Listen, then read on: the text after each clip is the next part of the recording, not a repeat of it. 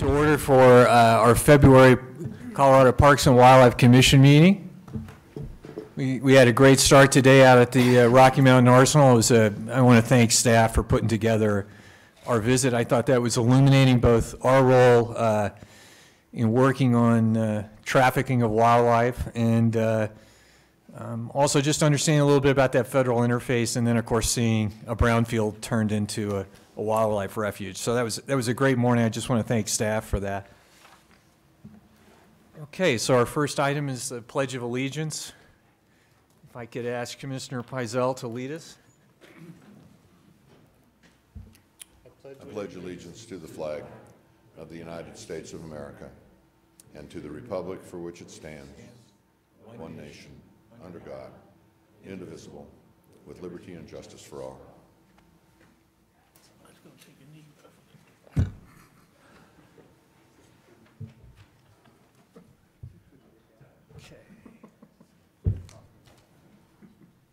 Our next item is to approve the minutes from the last meeting. Do we have any changes or additions that commissioners would like to make?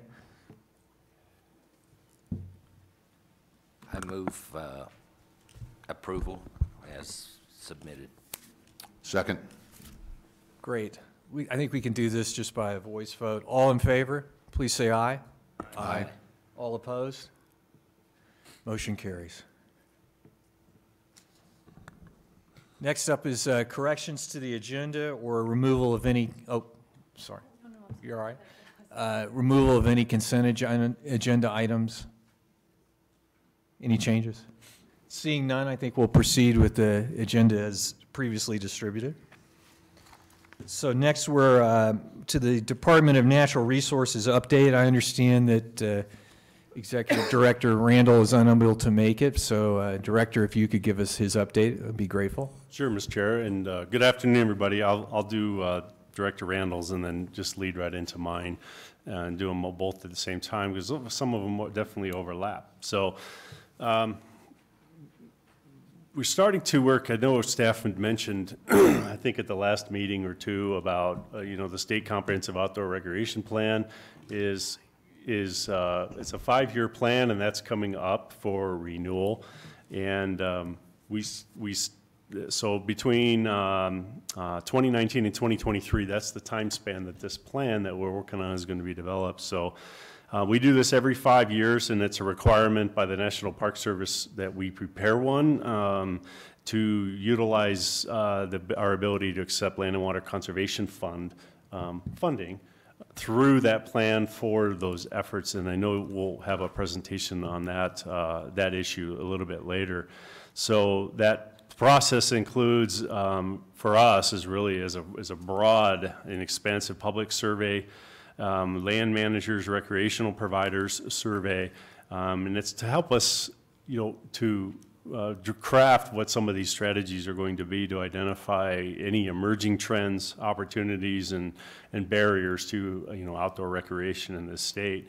The SCORP also compiles updated information on the economic impact of outdoor recreation, and typically the numbers that you all or others use when they talk about the economic impact, it's derived right from this plan. So it's a culmination of a whole bunch of other surveys, but really it's probably one of the most in-depth economic analyses that we can do for putting a number on what this is.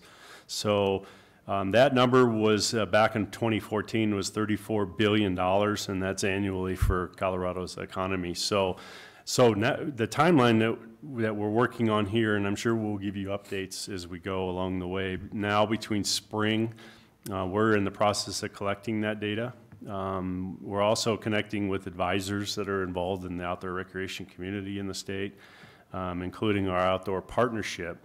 And then spring and summer, we're going to be working closely with these advisors to develop that draft plan, and then hopefully by fall, that draft plan will be completed and start to be shared publicly for comments. So this is a pretty extensive plan development and public input phase of that. So I think we have scheduled for May, as you'll see, the commission will be presented with the results from all of those SCORP surveys.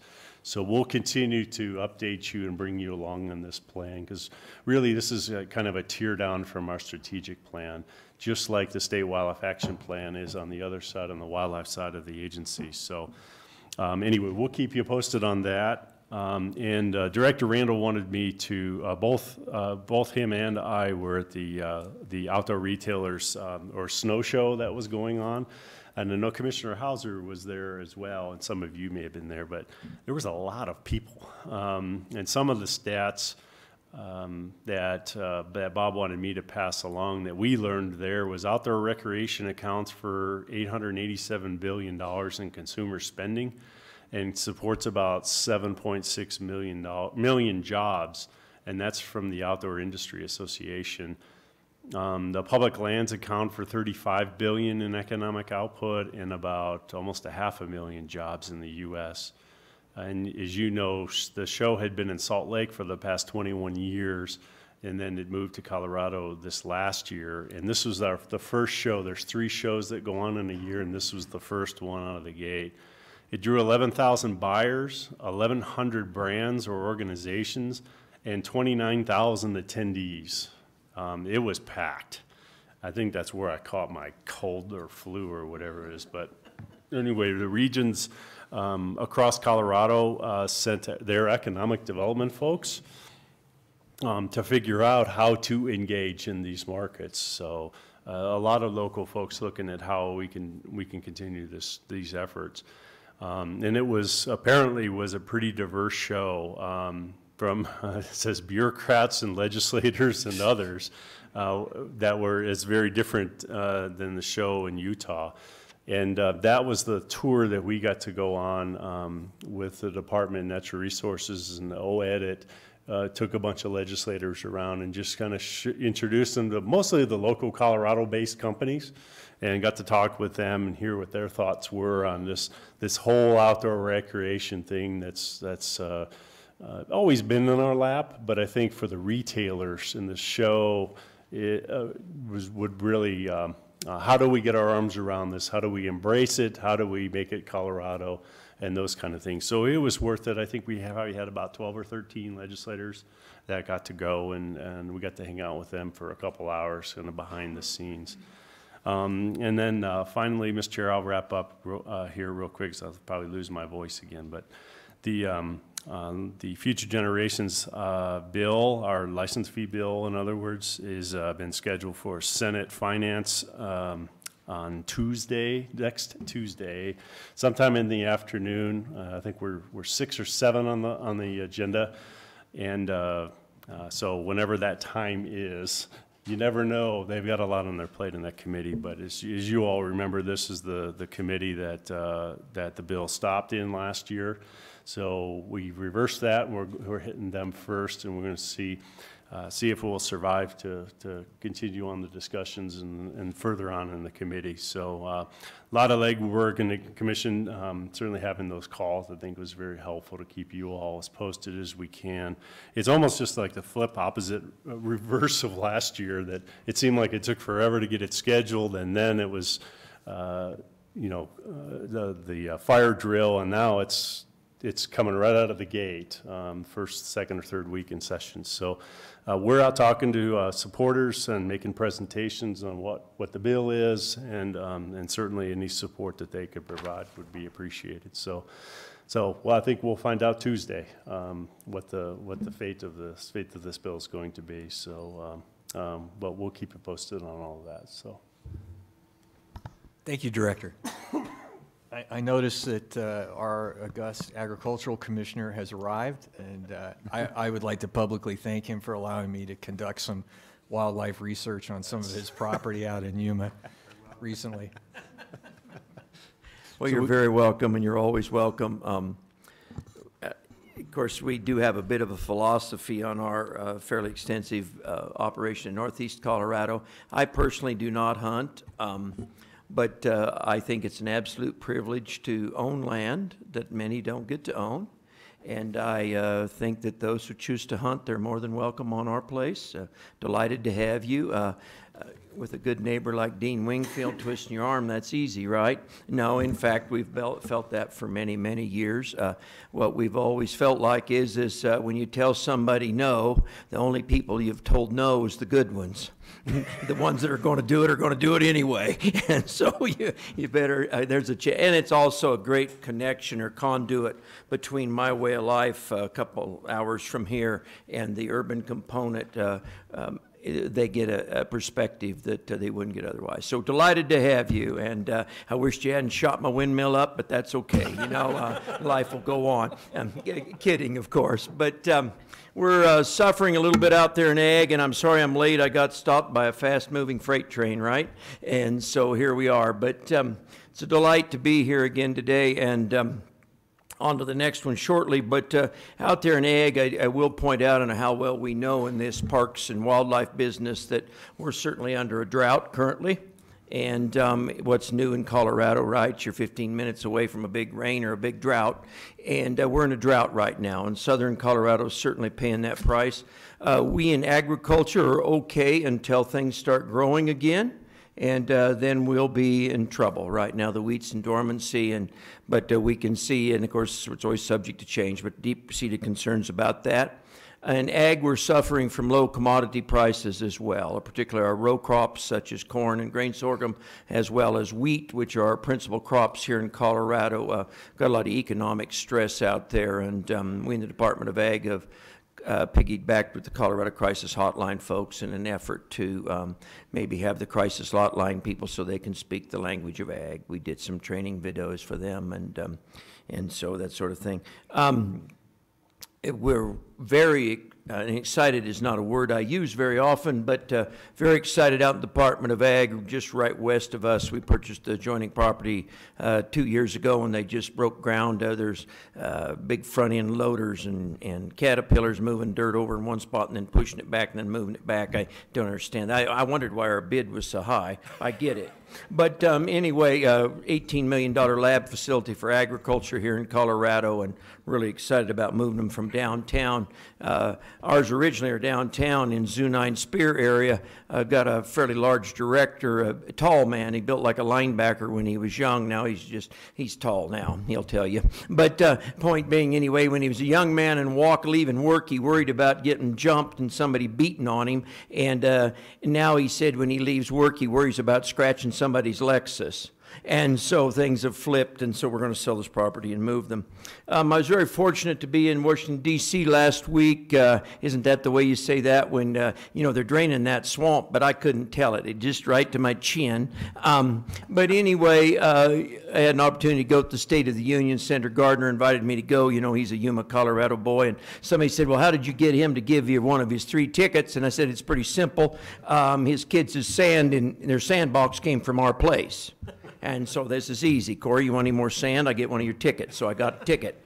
That was an interesting spectacle. I said that, didn't I? Interesting, and you say debacle's the next one, but it's always interesting because as you watch what goes on there. But the interesting thing about being there is you recognize that we have all, except 2 or 3 of the United States leaders in one room. And secondly, the impact of something if something would go wrong. And so you've all read the book, I have too. But Secretary Perdue was the one who, Secretary of Agriculture, was not there that night. He was sequestered someplace. So as the Ag Commissioner, I knew I'd be gone, but at least the country'd be in good hands, right? We're seeing a shift in attitude in D.C., whether it's good or not, depends on how one feels about it. We in Ag are sensing that we're seeing more Western, Midwestern folks in positions whereby they do understand agriculture and they understand the lack of water or drought. You may not totally agree with some of them's positions, but I've met and worked with Administrator Pruitt, the head of the EPA, on some issues. He's from Oklahoma. He understands what the word drought means. And when you talk about native range, he understands what native range means. And these are some of the things, the hurdles that we've had in the past. Some of the other things, of course, we would probably question. But at the end of the day, I don't have to acquaint him with agriculture. He gets it. Commissioner Gottlieb, the head of the FDA, worked closely with him on several issues as well. And he seems to be a pretty good listener. We had an opportunity to see Vice President Pence and of course, Mr. Zinke, who's in charge of Interior, when they're realigning a lot of boundaries, doing some regional things. We're not sure where that's going to go as far as ag in Colorado. We have some concerns about our ability to work within the state, and we regionalize it, and how do states make that fit. We'll know more later. And of course, Secretary Perdue from Georgia, who has a good understanding of ag and is certainly a big supporter of it. Food Safety and Modernization Act doesn't sound very important. Actually, it sounds really important. It's all about public health and safety. It's on-farm readiness reviews. It's rules and regulations about the irrigation, water, fertilizers applied. It runs all down that line. It's going to really tighten up how vegetable growers particularly slice and dice anything that's served raw. And that sounds good on the surface, except it's really going to change the way operations are ran here. And the primary problem that I see with it, and I've expressed this with Commissioner Gottlieb, is what do we do with the stuff that we bring in from Chile and Argentina and Mexico? Well, they have to meet the same rules. Okay. Run that by me again. Well, they've got to meet the same rules. How are you going to enforce the same rules? We're going to have third-party verifiers. Okay, who trains them? Well, we might. Okay, who enforces those rules when we get there? How much jurisdiction? They told me when I went to Cuba, don't worry about the U.S. Constitution protecting you down there. It's of no value. So I worry about that piece because I think we're going to make high-cost producers out of our United States producers. And then the other countries, which we cannot enforce those rules, although we're saying we're enforcing them, in fact, we will not be able to. We may drive U.S. producers to other regions.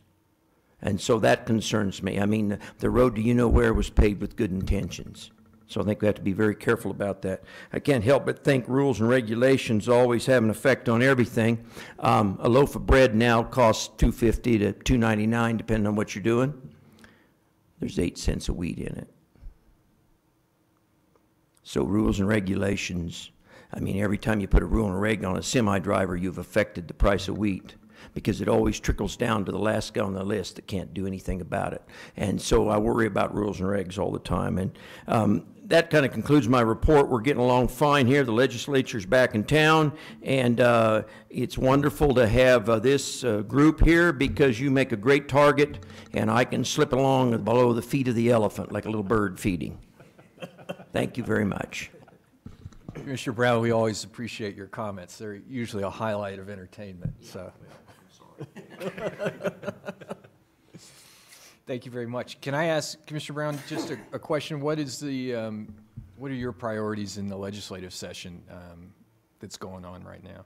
Well, as I pointed out a little earlier, to stay under the radar. But we've got only 2 primary bills, and we out of our division, we're much more fortunate than where you guys have to go because we're able to, we don't need much legislation. We're going to have 2 bills, a millet marketing order bill and a cleanup bill on nursery, which needs to have been done. We're just antiquated there. We will see a lot of agricultural type bills come up, but they will not be driven by the department.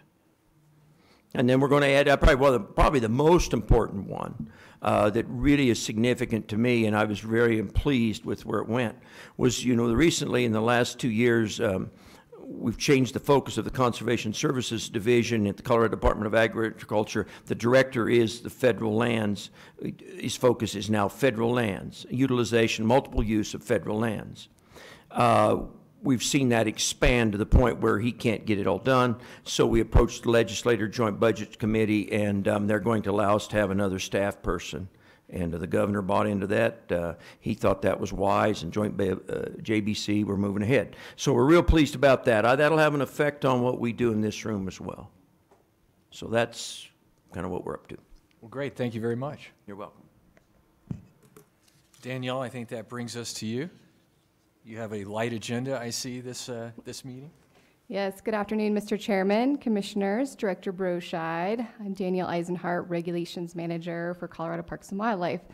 I don't know how I feel about going after Commissioner Brown with his anti-regulation sentiment, but at least I only have one agenda item for you today, which is number 7, which is emergency regulations for Chapter W0, which is an action item for your consideration. So back in January, the Commission approved changes to our Chapter 0, W1 and W12, all related to aquatic species management, which included establishing an acceptable possession list for aquatic species compatible for food production. However, those regulations did not consider aquaculture facilities that currently have red claw crayfish in possession for food production purposes. So in order to allow the continued possession of those crayfish by those facilities, the regulations need to be adjusted slightly to add crustaceans to our definition of food production facility, which you'll see on page 3, and to add red claw crayfish to the acceptable possession list for food production facilities on page 6. The agency feels that allowing these facilities to continue to possess this species does not pose a threat to our native wildlife, as they have sufficient security measures in place to prevent escapement. Therefore, this emergency regulation is necessary and will become effective immediately upon your approval to ensure that these facilities remain in compliance with our regulations until this change can be finalized and properly noticed for your March Commission meeting. And those are all the proposed emergency regulations to Chapter W0, Mr. Chairman. Thank you, Danielle. Commissioners, any questions or comments? Mr. Brown. Sounds like a good regulation to me. Thank you. Thank you, Commissioner Brown. Seeing no further comments or questions, is there a motion to adopt the emergency regulations for Chapter W0 to include the red claw crayfish in the acceptable possession list for food production facilities as proposed by staff? Mr. Chair, can I Yes. interrupt you for a second? You would like public comment? Yes, sir. I appreciate it. Thank you, Council. Do we have any public comment on this? Seeing none. I will so move to adopt the emergency regulation. Thank you, Commissioner Zip. Second from Commissioner Pizell. I think we can do this one by voice vote as well. All in favor, please say aye. Aye. Any opposed? Seeing none, motion carries. Thank you. Thank you, Thank you, Mr. Danielle. Chairman. Next up is Krista Heiner for Parks Revenue and Visitation Trends Update. Welcome, Krista. Hi, thank you.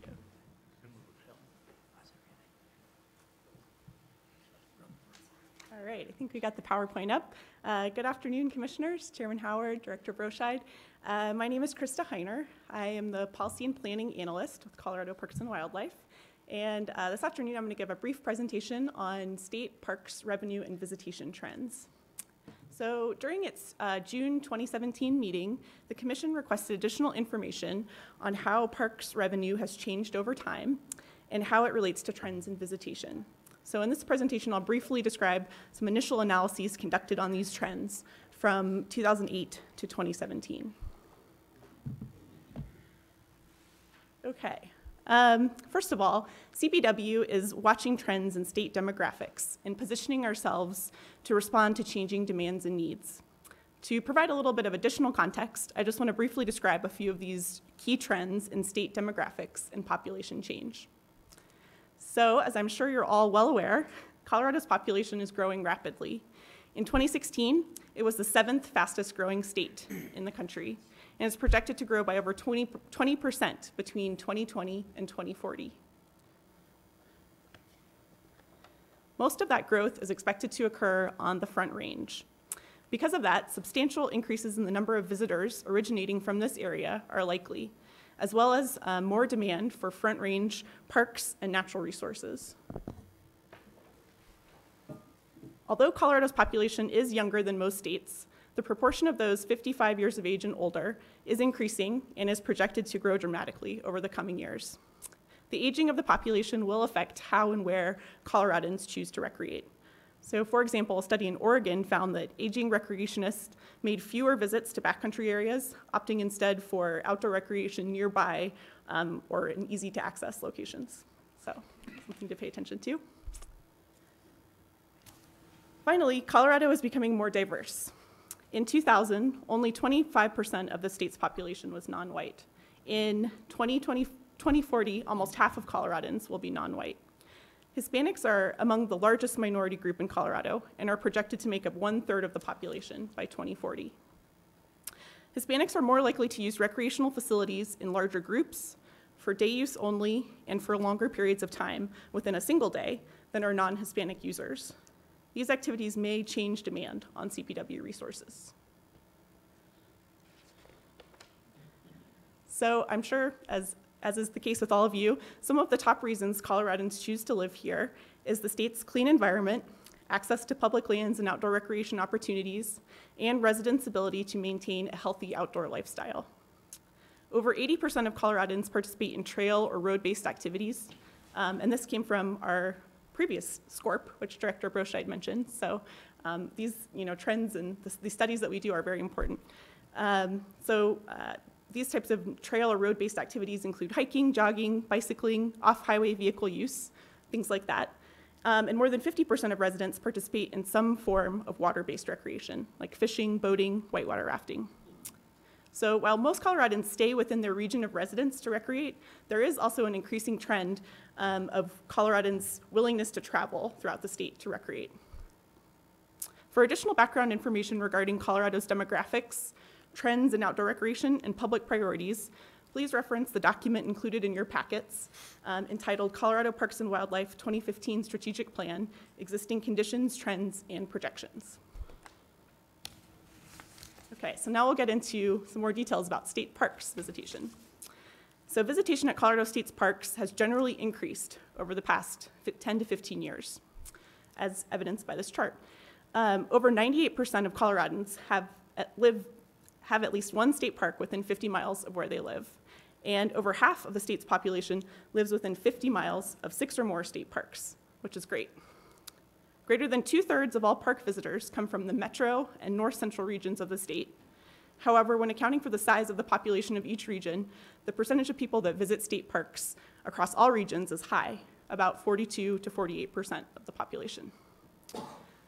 Looking to the future, considering both population growth trends and the likelihood of new residents to share these same outdoor-based priorities, CPW will likely face trade-offs between promoting recreational opportunities while managing natural resources to maintain their integrity. Okay, so before diving more specifically into the information about trends in park revenue over the past 10 years, I want to briefly describe how we develop this information.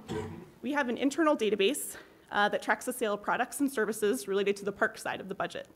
These data were coded and then separated into 5 broad categories. Registration, which includes revenue from boat registration fees, snowmobile registration, off-highway vehicle registration. Camping, which includes all forms of camping revenue, as well as revenue from cabins and yurts. Passes, which includes daily passes, annual passes, as well as group picnic reservations and archery reservations. And other, which includes revenue collected from various sources, like the sale of firewood, marinas, laundry, showers, rentals, things like that. And the numbers for park visitation were calculated using numerical multipliers for each park, which were developed through visitation studies in 1998 and 2002. For that reason, visitation numbers are best interpreted as estimates with margins of error. So CPW is currently working to update and improve our visitation counting and estimation techniques. Okay, so here's the first chart. In general, you can see the visitation is the green part in the background, and the revenue are the bars in each year. So I know it's a lot to look at initially. Generally, the total revenue and visitation trends follow each other.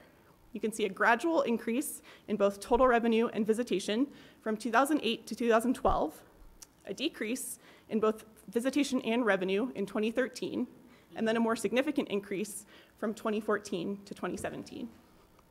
The decrease in revenue and visitation in 2013 is likely due to the unprecedented flooding which occurred that year and closed St. Vrain State Park and El Dorado State Park for a period of time, as well as caused impacts in multiple other state parks.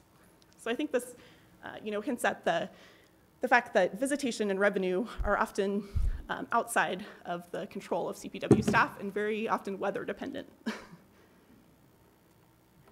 So this final chart shows the percent of total revenue, and also visitation is, again, the green line in the background.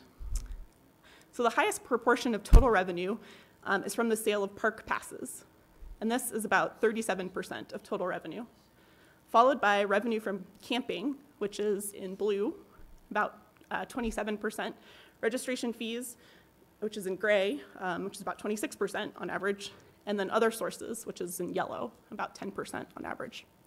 So as this graph shows, the proportion of total revenue generated from park passes has fluctuated from a low about 34% to a high of about 38% of total revenue.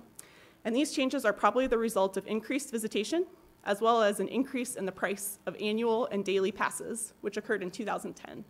So I drew that line there to show you can see the increase. Similarly, the percent of total revenue generated from camping has increased steadily from 2008 to 2017, with larger increases seen in 2015 when some of the camping fees were increased. The proportion of total revenue generated from registration increased in 2010, and probably this is due to the increase in the price of snowmobile and OHV registration in 2007 and 2008, but has since decreased to just over 20% of the total revenue in 2017. Other sources of revenue account for about 10%, as I said, and that fluctuates a lot from year to year based on a number of factors. For example, in 2013, the revenue generated from marinas decreased significantly because of low water levels at Navajo State Park. So in response to the Commission's questions from last June, it does appear that increases in revenue track with increases in visitation, as well as you can observe the revenue bumps in years when entrance fees and camping fees were increased. So with that, I'll take any questions. Sorry, Commissioner. Krista, you mentioned that the park visitation numbers were generated from numerical multipliers. Would you please explain that? Because I just count heads, and I thought that's the way this was done. Because this isn't like accounting numbers, right? I mean, these are individual park managers keeping track of how many people are coming in. Yes. For different things. Yes, So- for the so most why part. do you multiply them? Yeah, so my understanding at least is that we do count people as they come in through various means, but then the number of people in the car is what is often not counted. And so that's where a lot of these multipliers come in. And then also areas of the park that are accessible, where people don't have to pay to get into the park are sometimes not counted. And so those multipliers apply to the rest of the population that we can't, count on a given basis. And, can I? Commissioner Vigil. So in some of our metro parks like Cherry Creek and Chatfield, we have a lot of people just walking in. They don't contribute to revenue, so are we misleading? How does, I guess the question is, how does visitation track with revenue if people are coming in and have no revenue impact? Like bikers and people are coming in on bikes or walking. That's a good question. I'm not 100% sure of how the visitation in from those people is accounted for. Margaret, do you? Yeah. Okay. Margaret Taylor, Assistant Director for Capital Parks and Trails. A couple things. So when somebody is entering a park from not a vehicle, we do have counters that are strategically located. So as a person passes through on that trail system, we actually capture the amount of people that are walking in. The trick is that I still think that there is a strong correlation, but because of the way our park systems is set up, that's something that's really hard to track, because someone might be walking in, but they might have a parks pass on their car, or they might be walking in and they're camping, or they're going to go to the swim beach and spend money there, and that sort of thing. So So it's difficult when we're talking about big parks like Cherry Creek that has multiple entrances like that. And so our goal is to try to strategically count people coming in to come up with that visitation number. And as Krista mentioned, when people are coming in vehicles, we have vehicle counters that are usually in the ground, and they're counting the numbers of vehicles that are coming in. So again, we're trying to get a per person idea of, visitation per person. And so those multipliers help us kind of weed out staff driving or deliveries and that sort of thing, and then just take an average of how many people would be in a car. Does that make sense? Thank you. It's not an exact science. Yeah, I think that's what I was trying to get at. That is not exact, but iPause is going to solve all of that. Well, and actually, Krista did mention this, but part of our operational plan for the strategic plan is to get better estimates on visitation. And so we have a group of people that are working on that, and because we want it to be as accurate as possible. And there's a lot of different ways, and since '98 and in the early 2000s, technology has come a long way. So I think in the next year, maybe even sooner than that, we'll have some information for you on where we go with visitation counting. Thank you.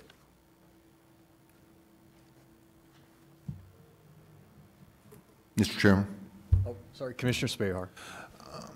I'm wondering, since both Commissioner Veal and I also heard the state demographer, Elizabeth Garner, speak at the Habitat Partnership Conference in November, I've wondered since then, given her views, and they're reflected in the demographic statistics that you've shown, what kind of internal planning goes on to prepare parks for maybe differing service demands or different kinds of services given an aging population and an increasing non-white population, those sorts of things? Sure, I can just say a few things, and then I might turn over to Margaret. I'm sure she has more information. So I think, just with the increase in population in general in Colorado, and especially on the Front Range, we're definitely considering adding an additional state park, and that was part of the legislative declaration that was, in this new Future Generations bill. And so that's something I think we're actively thinking about. As far as responding to older demographics, I've heard definitely people talk about differentiated pricing possibly, so that people that have more, based on the day of the week, so that people who have more opportunity to visit state parks during the middle of the week might be able to do so at a reduced cost, something like that. So that could help cater to an aging population.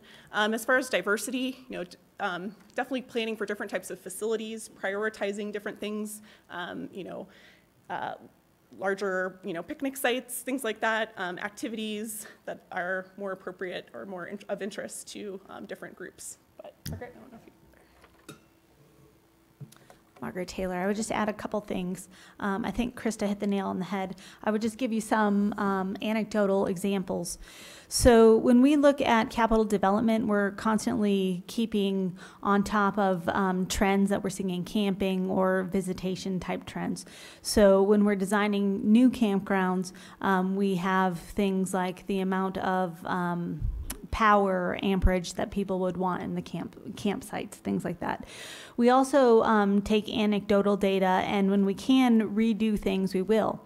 So an example was during the 2013 flood, El Dorado Canyon was completely wiped out, and there was a large picnic area that we knew for many years was being used heavily on the weekends by people of Hispanic descent. And so they would bring large families, and what we had were just small picnic tables everywhere, just single picnic tables everywhere.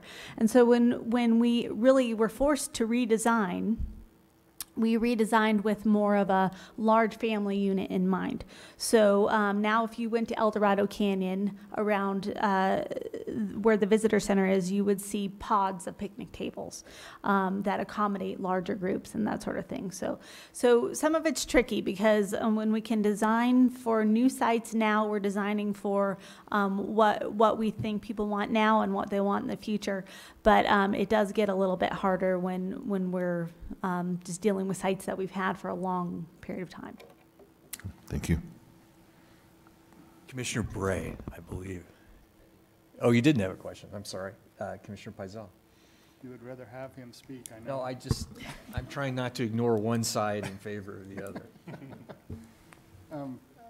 It seems to me that these numbers indicate that there's an increase in usage in our parks and how important they are to us and to the citizens of the state of Colorado. And so our fee bill, what is it, future generations bill is important. How do we keep up with demand, and how do we keep our parks nice? It's critical for the people that are enjoying these parks. So thanks for the presentation, and we have a challenge going forward. Our parks are at limit, really, except in the San Luis Valley. And I didn't know, I wasn't a big park user. We just don't have them down in our area, but they're hugely popular up here. So how do we add to that infrastructure? How do we keep them up to date? How do we keep up with the numbers? There's not a question in there. That's a lot of statements, basically. I can kind of answer your question. I think that's a huge challenge, and it's one that we're definitely seeing with parks visitation. We're seeing increases on the weekdays. On days that we wouldn't normally see increases of visitation. So it's definitely happening. I mean, I'm glad we have the data to prove it, but if you were to ask any of the staff members that work in the parks, they would wholeheartedly agree with what we're seeing in the data.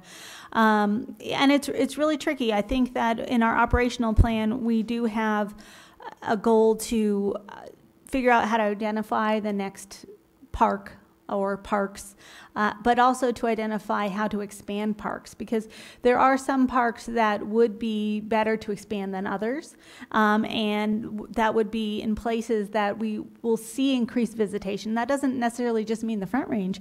There's places around, the Grand Valley area that we know people are moving into. So it's just looking at that strategically, and over the next couple of years, we'll have a lot more, or even sooner than that, we'll have a lot more data. Can I have a follow-up real quick? Absolutely, Commissioner Pizell.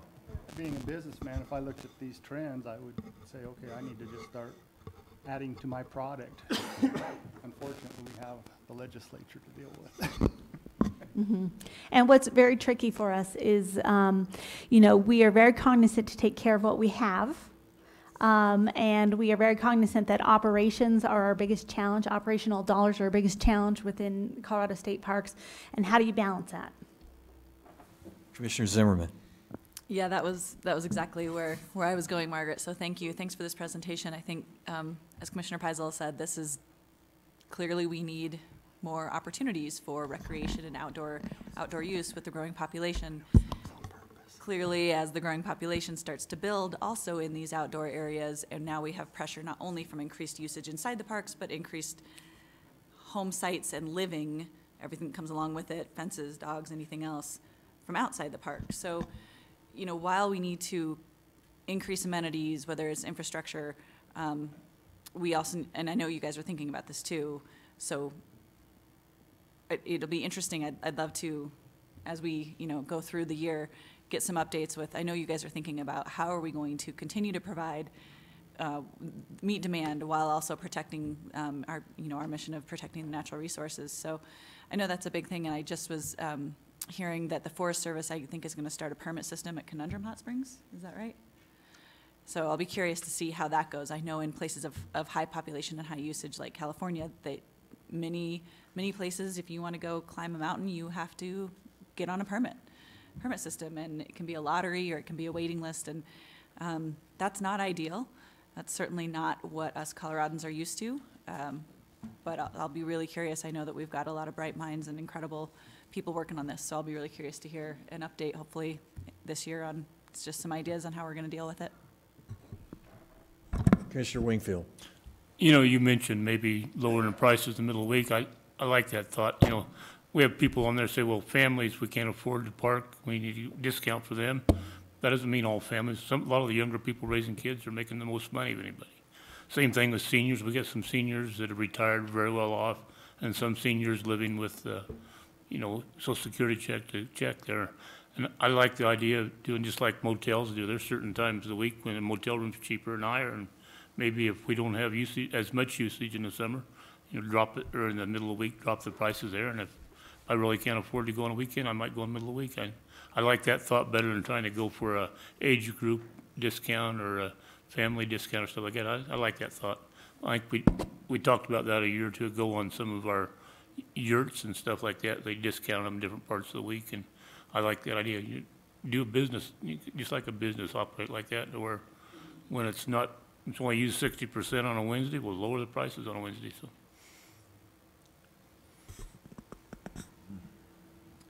Chris, I have just if I'm reading your chart right, it looks to me like you've got fairly elastic pricing within the parks. So that would mean that if the Future Generations bill went through, there appears to be room to have a modest price increase. It also looks like, if I'm reading that right, price increases don't seem to have any effect on your attendance.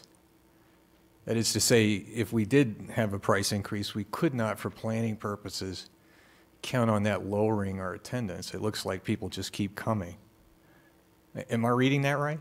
Yes, I think that's generally correct. And I think that, you know, it's backed up by some surveys that we have done as well that show that, you know, park fees are not the significant barrier to why people aren't going. That, you know, it's time or distance or things like that, or amenities and things like that. So I think that there's some anecdotal information to back up that. I would say, you know, that visitation depends a lot on the weather and a lot of factors that are outside of our control as well. So it's a very, you know, fluid state and difficult to predict, you know, one year to the next exactly what's going to happen. But it seems like there is definitely demand for. Well, thank you very much, and thanks for the presentation. I think it's the third one I've seen from you since you started, and they're all great, so thank you very much. Thank you.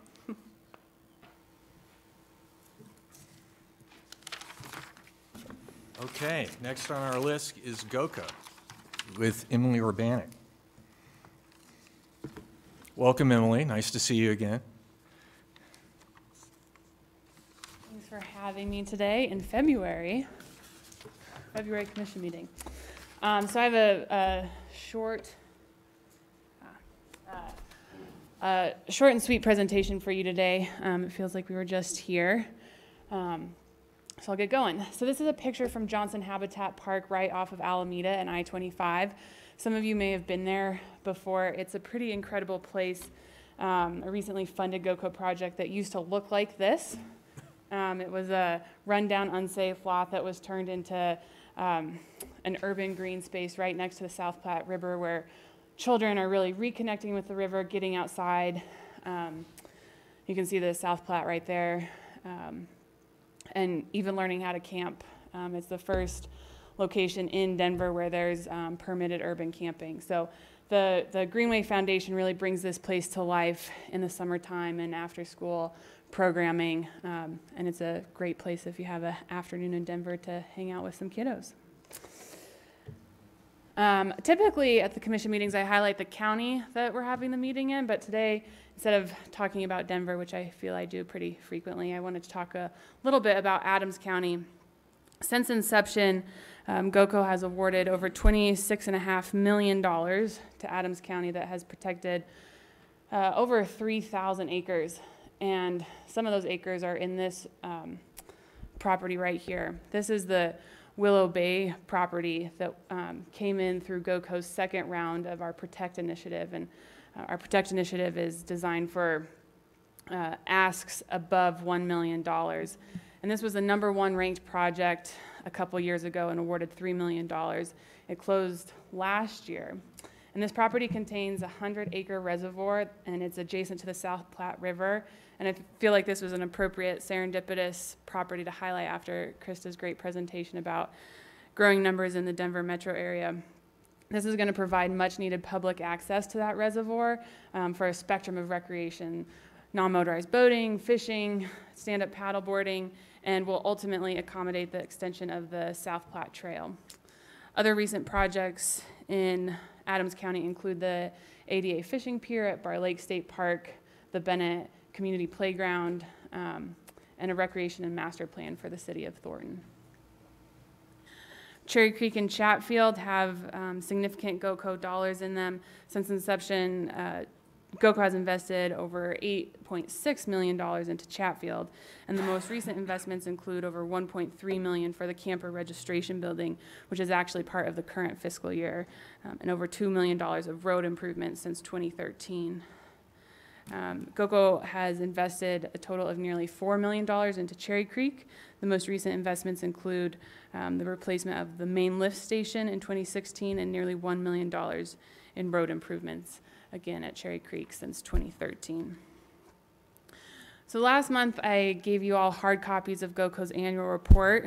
I wanted to dive a little deeper today into some of the highlights from last year.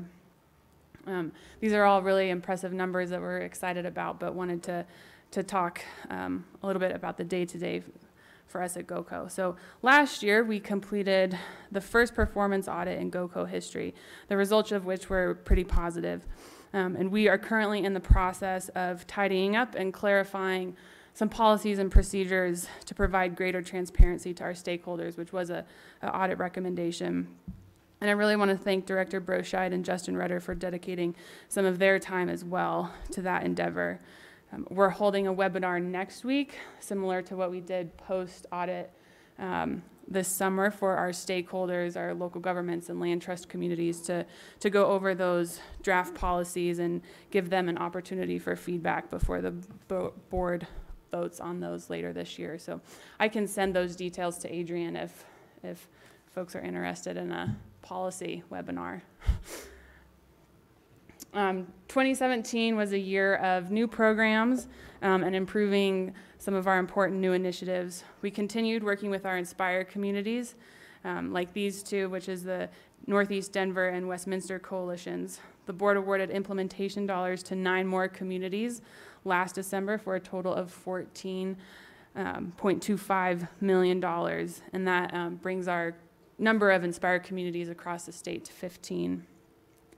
In an effort to build a stronger pipeline from early childhood that leads to careers in natural resources, GOCO is beginning to explore, in conjunction with CPW, what a scholarship program could look like for youth interested in careers in natural resources. So we're excited about those conversations. And as we continue to work alongside underserved communities, we're striving to be better partners to ensure success, not just now, but also into the future for these communities. And because of that desire, the board is partnering with the Varna Group for a diversity, equity, and inclusion training on February 20th. And we'd like to extend an open invitation to the entire CPW Commission. And I will absolutely send more details to Adrian if you're interested. We first encountered the Varna Group at the Partners Conference a few years ago, and they're really one of the thought leaders in the diversity, equity, and inclusion in the outdoors space nationally. So we're excited about this opportunity.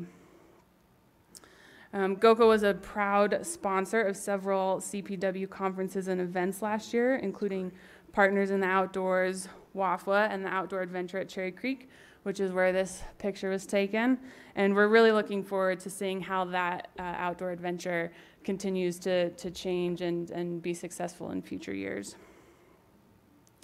In 2017, we also created this first ever CPW only grant program that funded 10 projects from around the state, including the really successful Elizabeth Deer Management Plan that Casey Westbrook is heading up, and also some important funds for this little guy, Cash the Wildlife Canine. And I was lucky enough to meet Cash at the International Sportsman's Expo a few weeks ago, and he's pretty incredible. And Brock, his handler, is an incredible wildlife manager, but also an incredible partner for Cash. So we're hoping to have them up at our March board meeting in Estes Park. Did we meet Cash in Pueblo? When he was a puppy, yeah. Yes. That's right.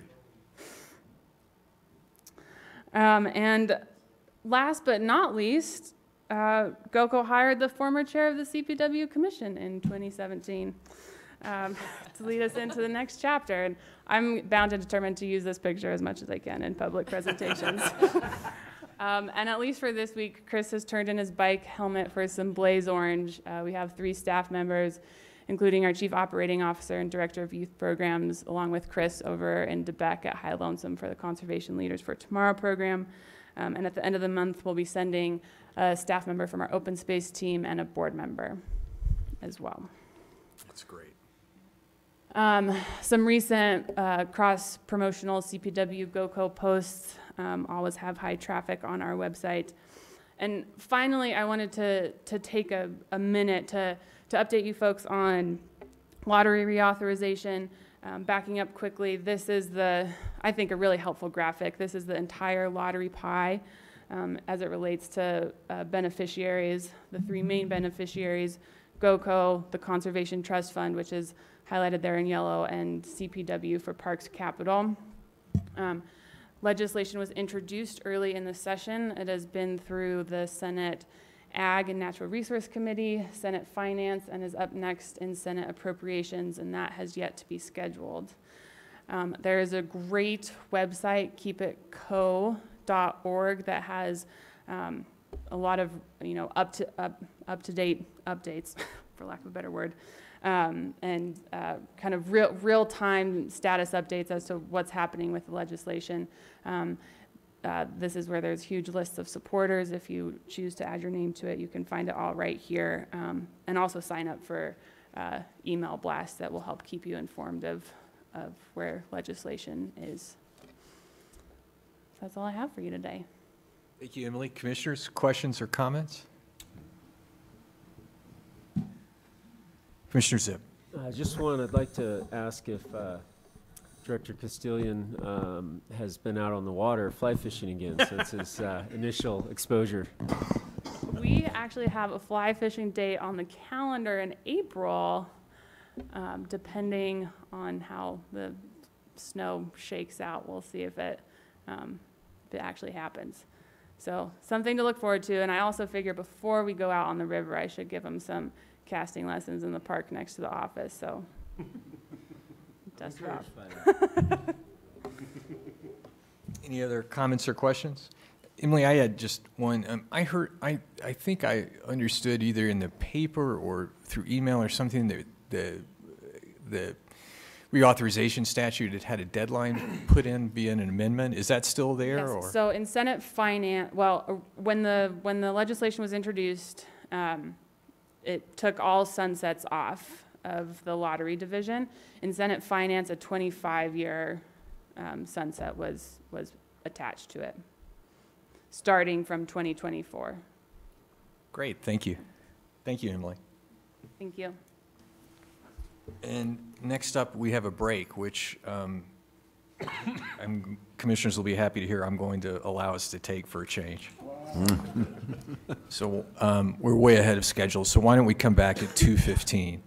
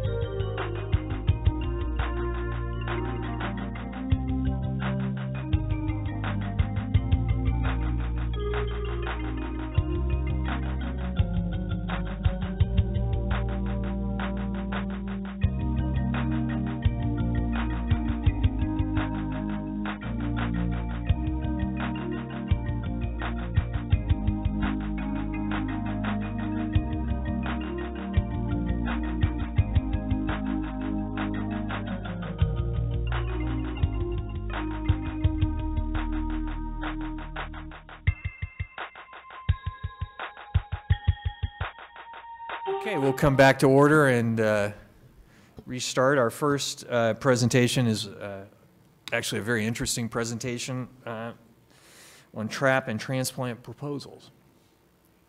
Thank you. Chairman Howard, Commissioners, Director Broscheid. We're discussing trap and transplants, also referred to animal capture and movement. I am Matthew Eckert. I am the Terrestrial Program Supervisor in the Terrestrial section. And before we get into the presentation, I wanted to review why we're having this presentation. Every year in the fall, the Commission will be informed on the trap and transplant plan for the upcoming year. If we follow Administrative Directive W23, this topic will generally be addressed at the November Commission meeting. In some years, the Commission will approve or reject proposed capture and movements of species. And in other years, this topic is merely an informational item. It all depends on the status of the species, and I'll get more into that in about 10 minutes. This year's trap and transplant proposals are informational, and we do not require Commission approval today. This presentation will briefly summarize the importance of trap and transplant. We'll spice things up with a nail-biting video. Then we'll discuss how proposals are approved and talk about the role of the Commission. And we'll wrap things up with a review of the fabulous annual trap and transplant reports. The capture and movement of wildlife is a fundamental need in wildlife management. Whether we're establishing new populations in vacant habitats, enhancing a population, or expanding a species range, it always or often involves capture and movement of wildlife. All of these species and more, species on the slide and more, have benefited from trap and transplant, not just in Colorado, but throughout North America. We also capture and move wildlife to resolve conflicts with humans. Turkeys are probably the most common example in Colorado, the most common animal trapped and transplanted each year because of conflict reasons. And you can imagine that we do capture a lot of animals for research, thinking about 10 years of radio color projects for various reasons. And for the most part, we release them on the spot. We don't move them to other areas. So we're going to go to a video now. And if you haven't been out on the ground for a capture operation, this should give you a taste of what it's like. This is a drop net operation for the Rampart sheep herd.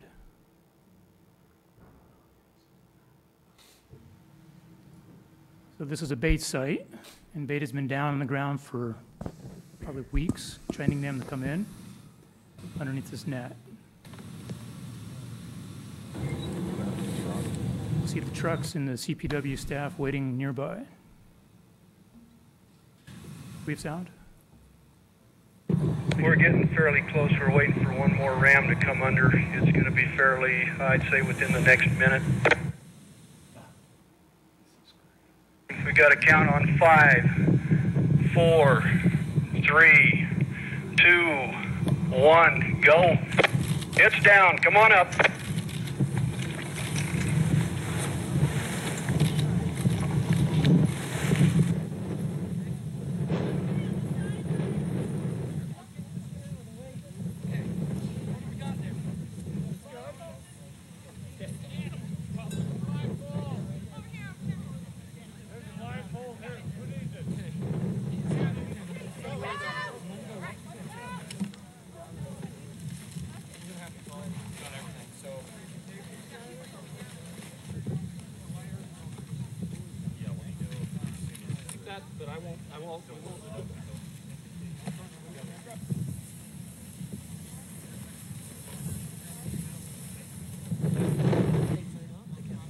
We just completed a capture of sheep on this herd just this past week. And these are our vets at work. We can probably stop it there, Adrian. Hey, Laura. Do you feel like you got all the... All right, we can go on to the next slide and talk about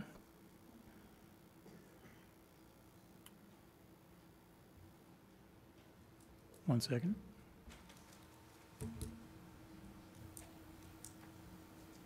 Let's talk about approval of trap and transplant projects.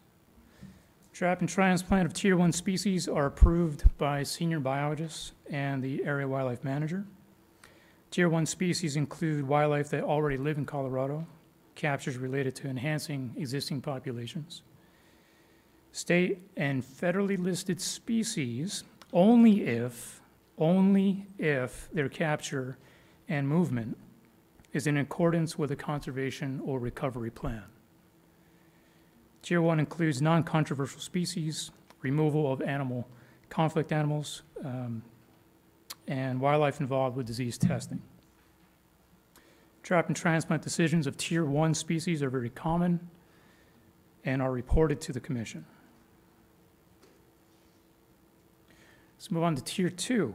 Tier 2 species are approved with concurrence of the regional manager and the terrestrial section manager.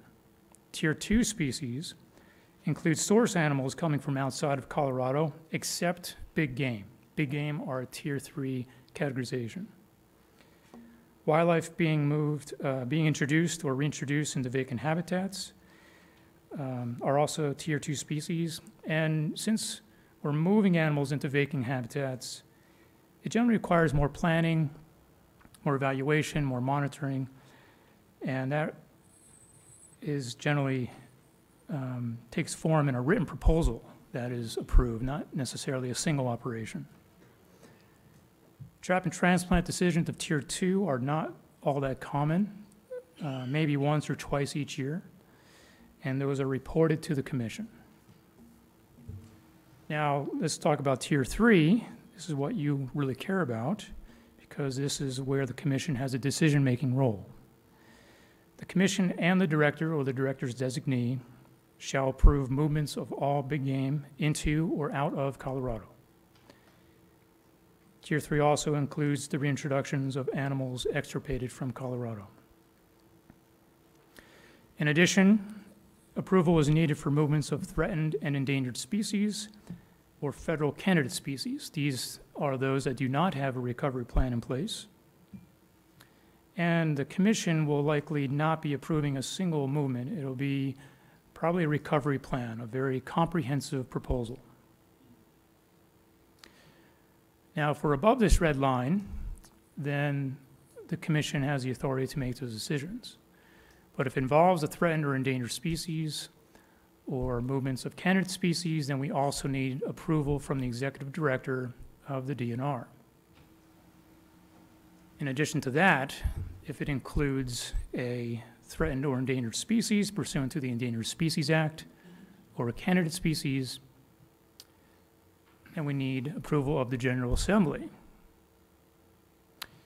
And that is a pretty complicated process because the General Assembly shall act by bill. We'll go on to reports next, but since this is your slide, are there any questions you want to handle now?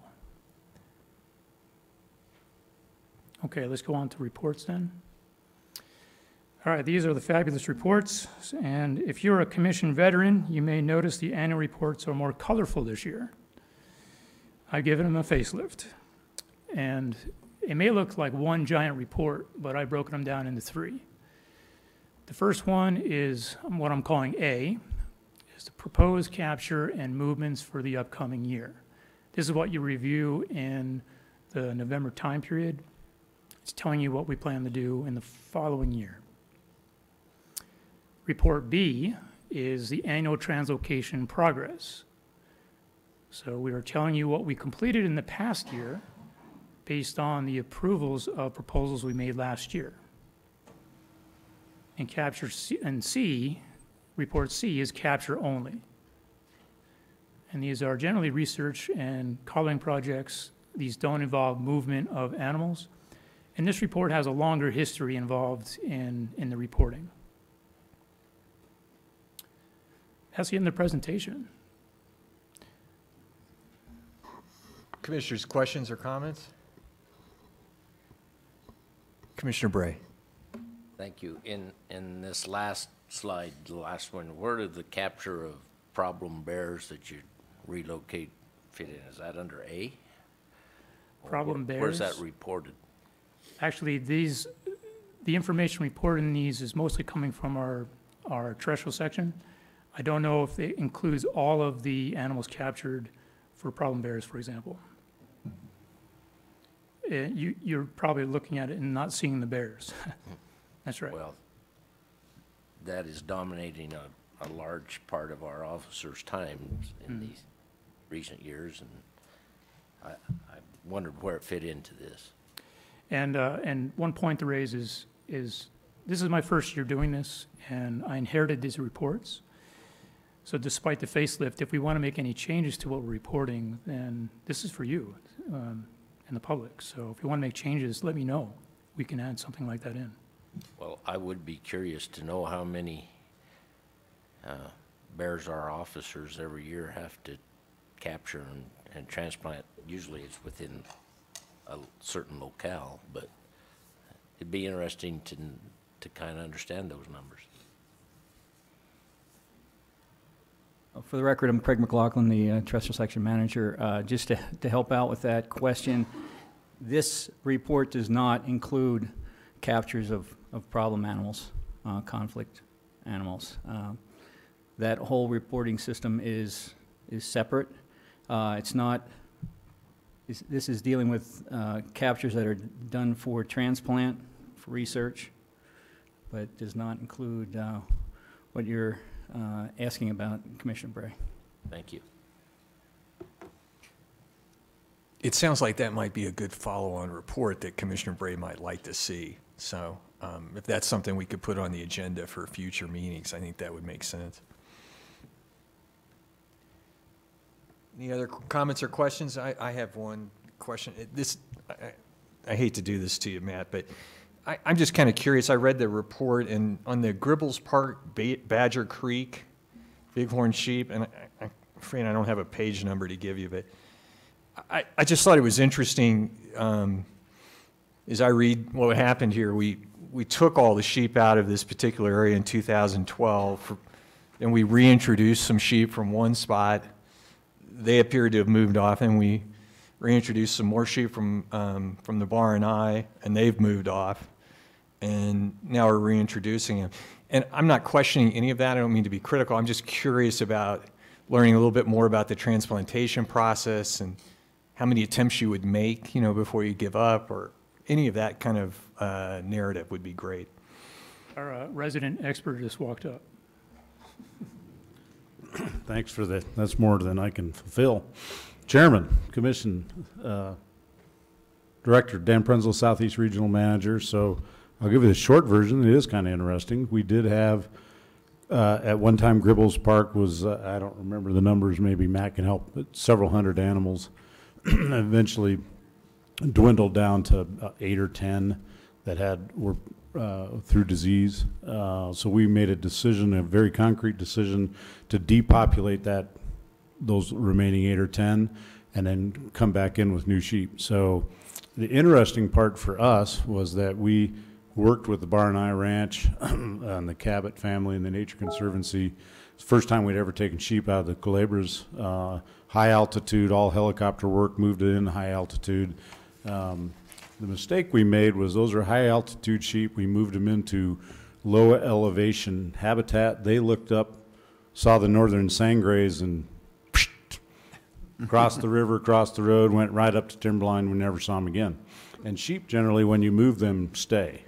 So our first transplant was, we learned a very valuable lesson. So don't take high altitude sheep and move them to a desert or a half desert. So then we got permission from the land board and got sheep from the Chancellor Ranch in the lower Purgatory Canyon.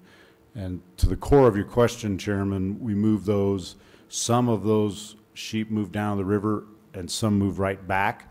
And so we have a pretty good population started at Gribbles, but we made a determination we wanted to augment that. And the Rampart sheep are really our good kind of core transplant right out of Colorado Springs. So we wanted to just augment that. So the first one completely failed, basically. The second one was mostly successful, and we're just augmenting the third. Thanks very much. Commissioner Vigil. Dan, going back to the initial sheet that were taken out, I think I was a brand-new commissioner when we did that, probably in my first year. And we took those sheep and took them to Wyoming to be studied for Yes, sir. disease. What was the result? Because I don't think we've ever heard what came of that. It's a great question. I will have our terrestrial staff follow that up. So we moved, if I recall, some of them were moved live and some we just necropsied, and I'll check on both. We did look into them. I don't recall what the results are. Be glad to get back to you on that. Thank you. I just generally make a comment that, again, another example of the staff making actions based on science, and to the extent we've got members of the public or advocacy groups that would like to present the commission science, alternative science, different science, we would be welcome to get it. But it's a great presentation, Matt. I appreciate it. A lot of detail for commissioners. I did want to ask. Part of what I asked staff to do this year was to keep the PowerPoints short, have more discussions, and there's an awful lot of science, but what staff is doing is putting it in your package, so it's more homework for commissioners. And I just wanted to check and make sure that my dictates are what you'd like to see. I tend to prefer 7 to 8 point page PowerPoints, a lot of detail in the back for us to do our homework and then ask questions and participate. But it doesn't have to be that way. So I'd be curious if other commissioners have thoughts on how they'd like to see these presentations, particularly when there's a lot of science behind it. I did mention Commissioner Paizel. I did mention to the chairman that if he was going to be asking us to do more work, which he is, that we were going to be asking for a raise. I think you have to see the legislature for that. Is this the right format for commissioners now, or do you want to continue to experiment with it? Do you have different views, or? Because it really is me pushing staff as opposed to them changing their presentations on their own. The dictator of you is coming out. I realize that. But in this case, I agree with you. I think this is good. Okay. And I just would invite commissioners to speak up if any individual presentation is too truncated or there's too much science in the background, and we'll try and improve that in the next meeting. Thanks very much, Matt.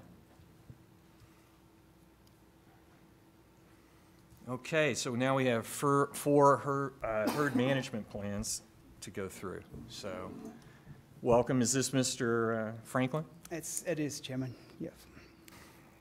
All righty. Good afternoon, Chairman Howard, Director Broscheid, and the Commission. I'm Brent Franklin, the biologist in the San Luis Valley, and it's an absolute privilege to be here today to have the opportunity to share with you all some information about the South San Juan elk herd.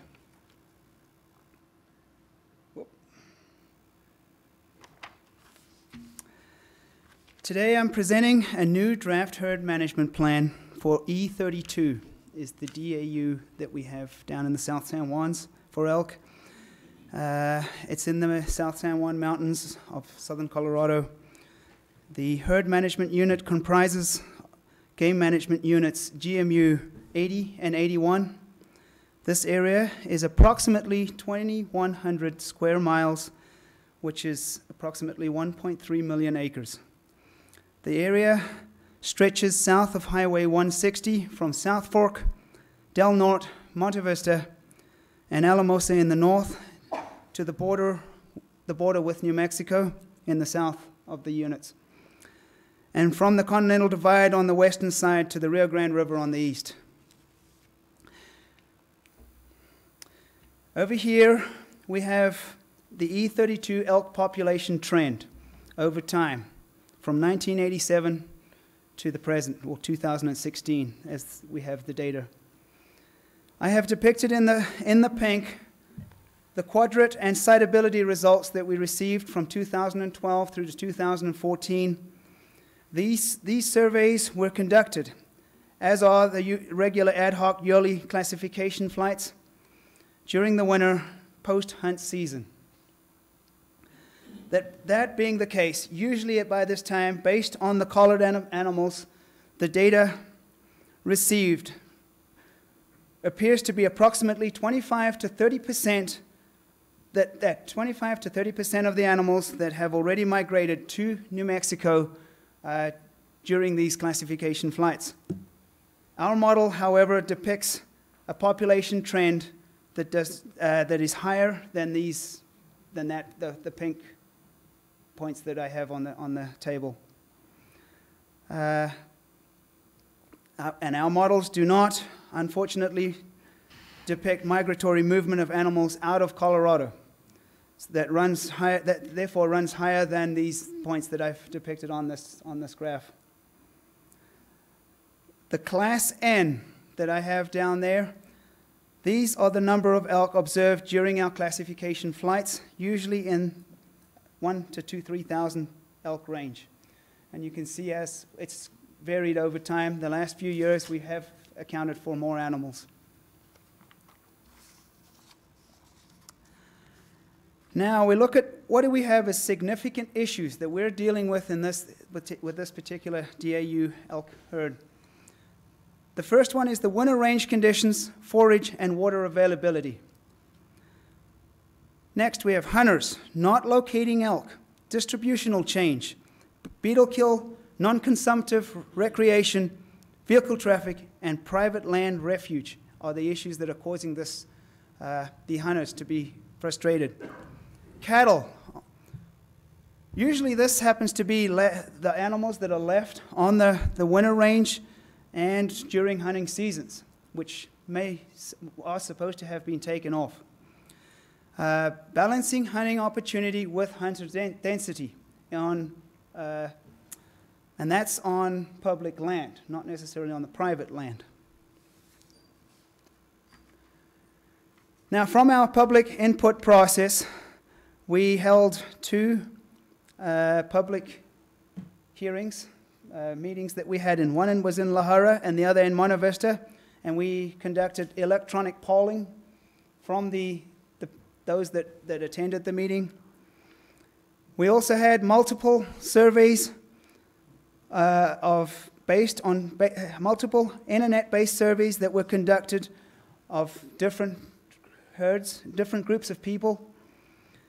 We also had a 30-day public comment period after we put out the initial draft of the plan, as well as we received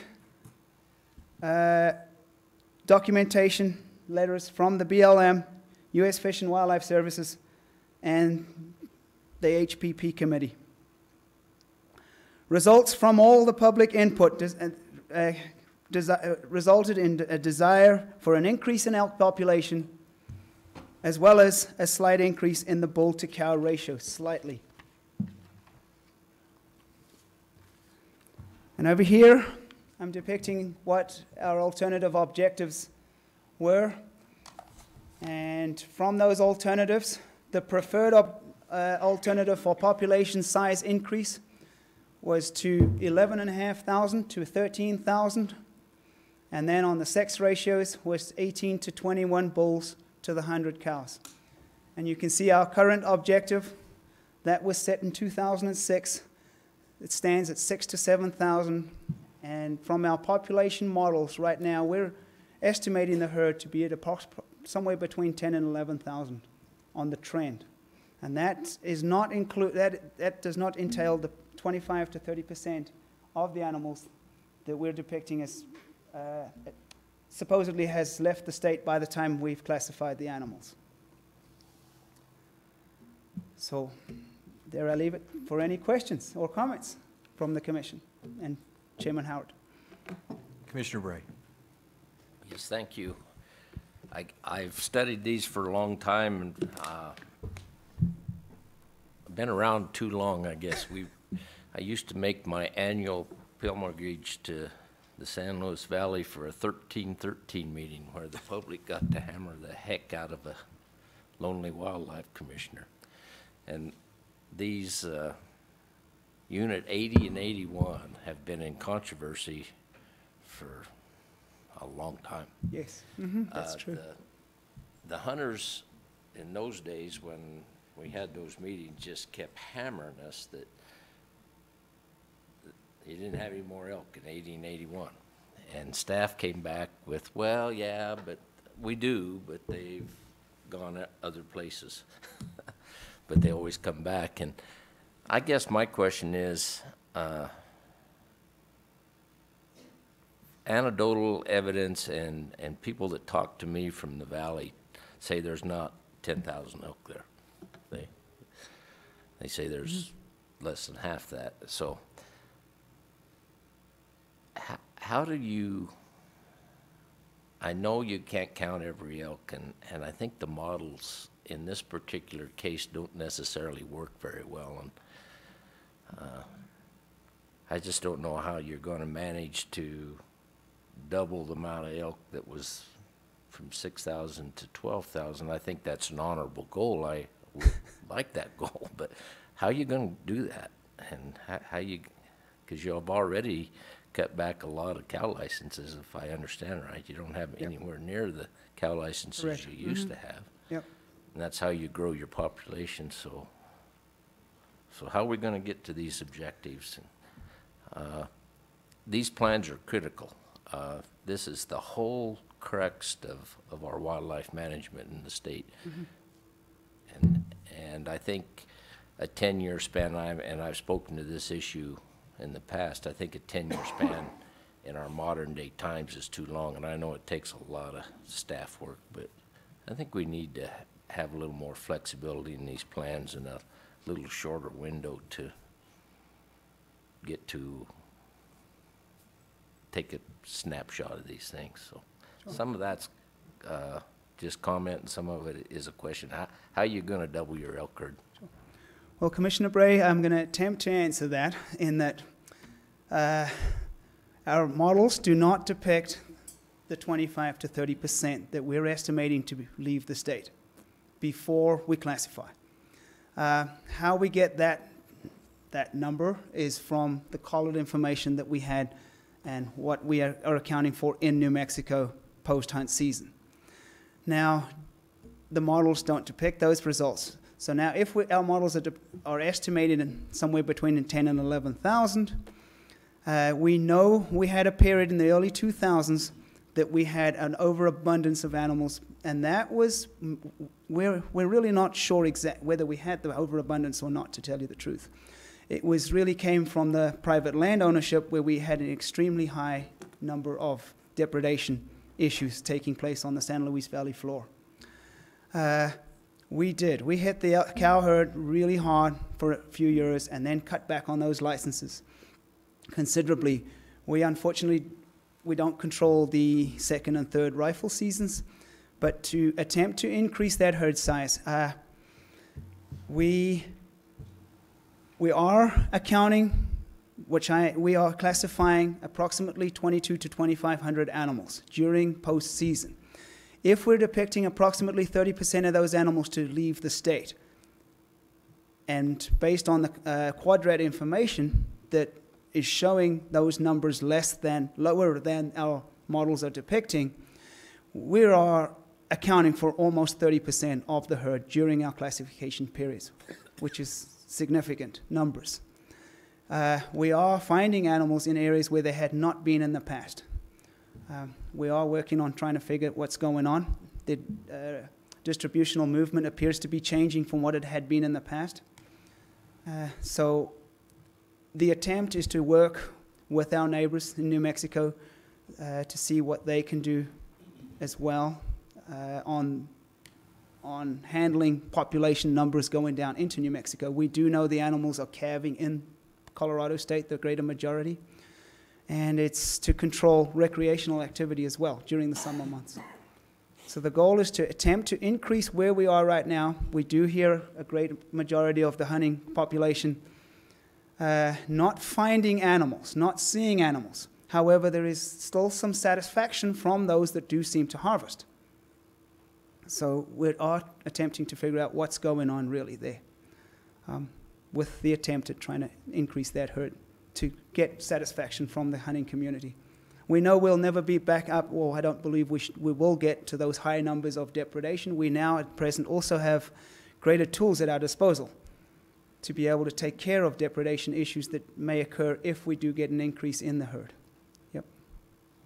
Thank you. I would like to point out just, I read the draft with interest, and on page 14, there was a reference, and I think Michelle would be interested in this, a reference to the increased recreational activity and the effects they're having on the wildlife. And it's huge, and it's really huge. And I just need to remind hunters and fishermen are the ones that pay for the wildlife side of this agency. And as we learn how to integrate all this extra recreation that is booming in our state, and quite frankly, we're promoting it. So how we're going to merge those is critical.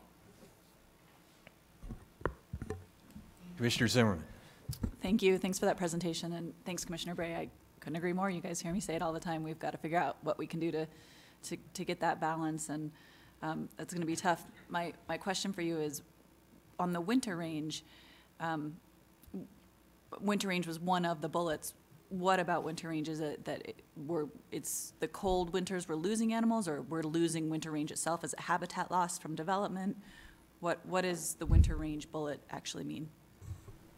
Commissioner Zimmerman, it's what we're estimating is potential loss of winter range and the effects on winter range when we get the herds, especially when we get significant weather conditions.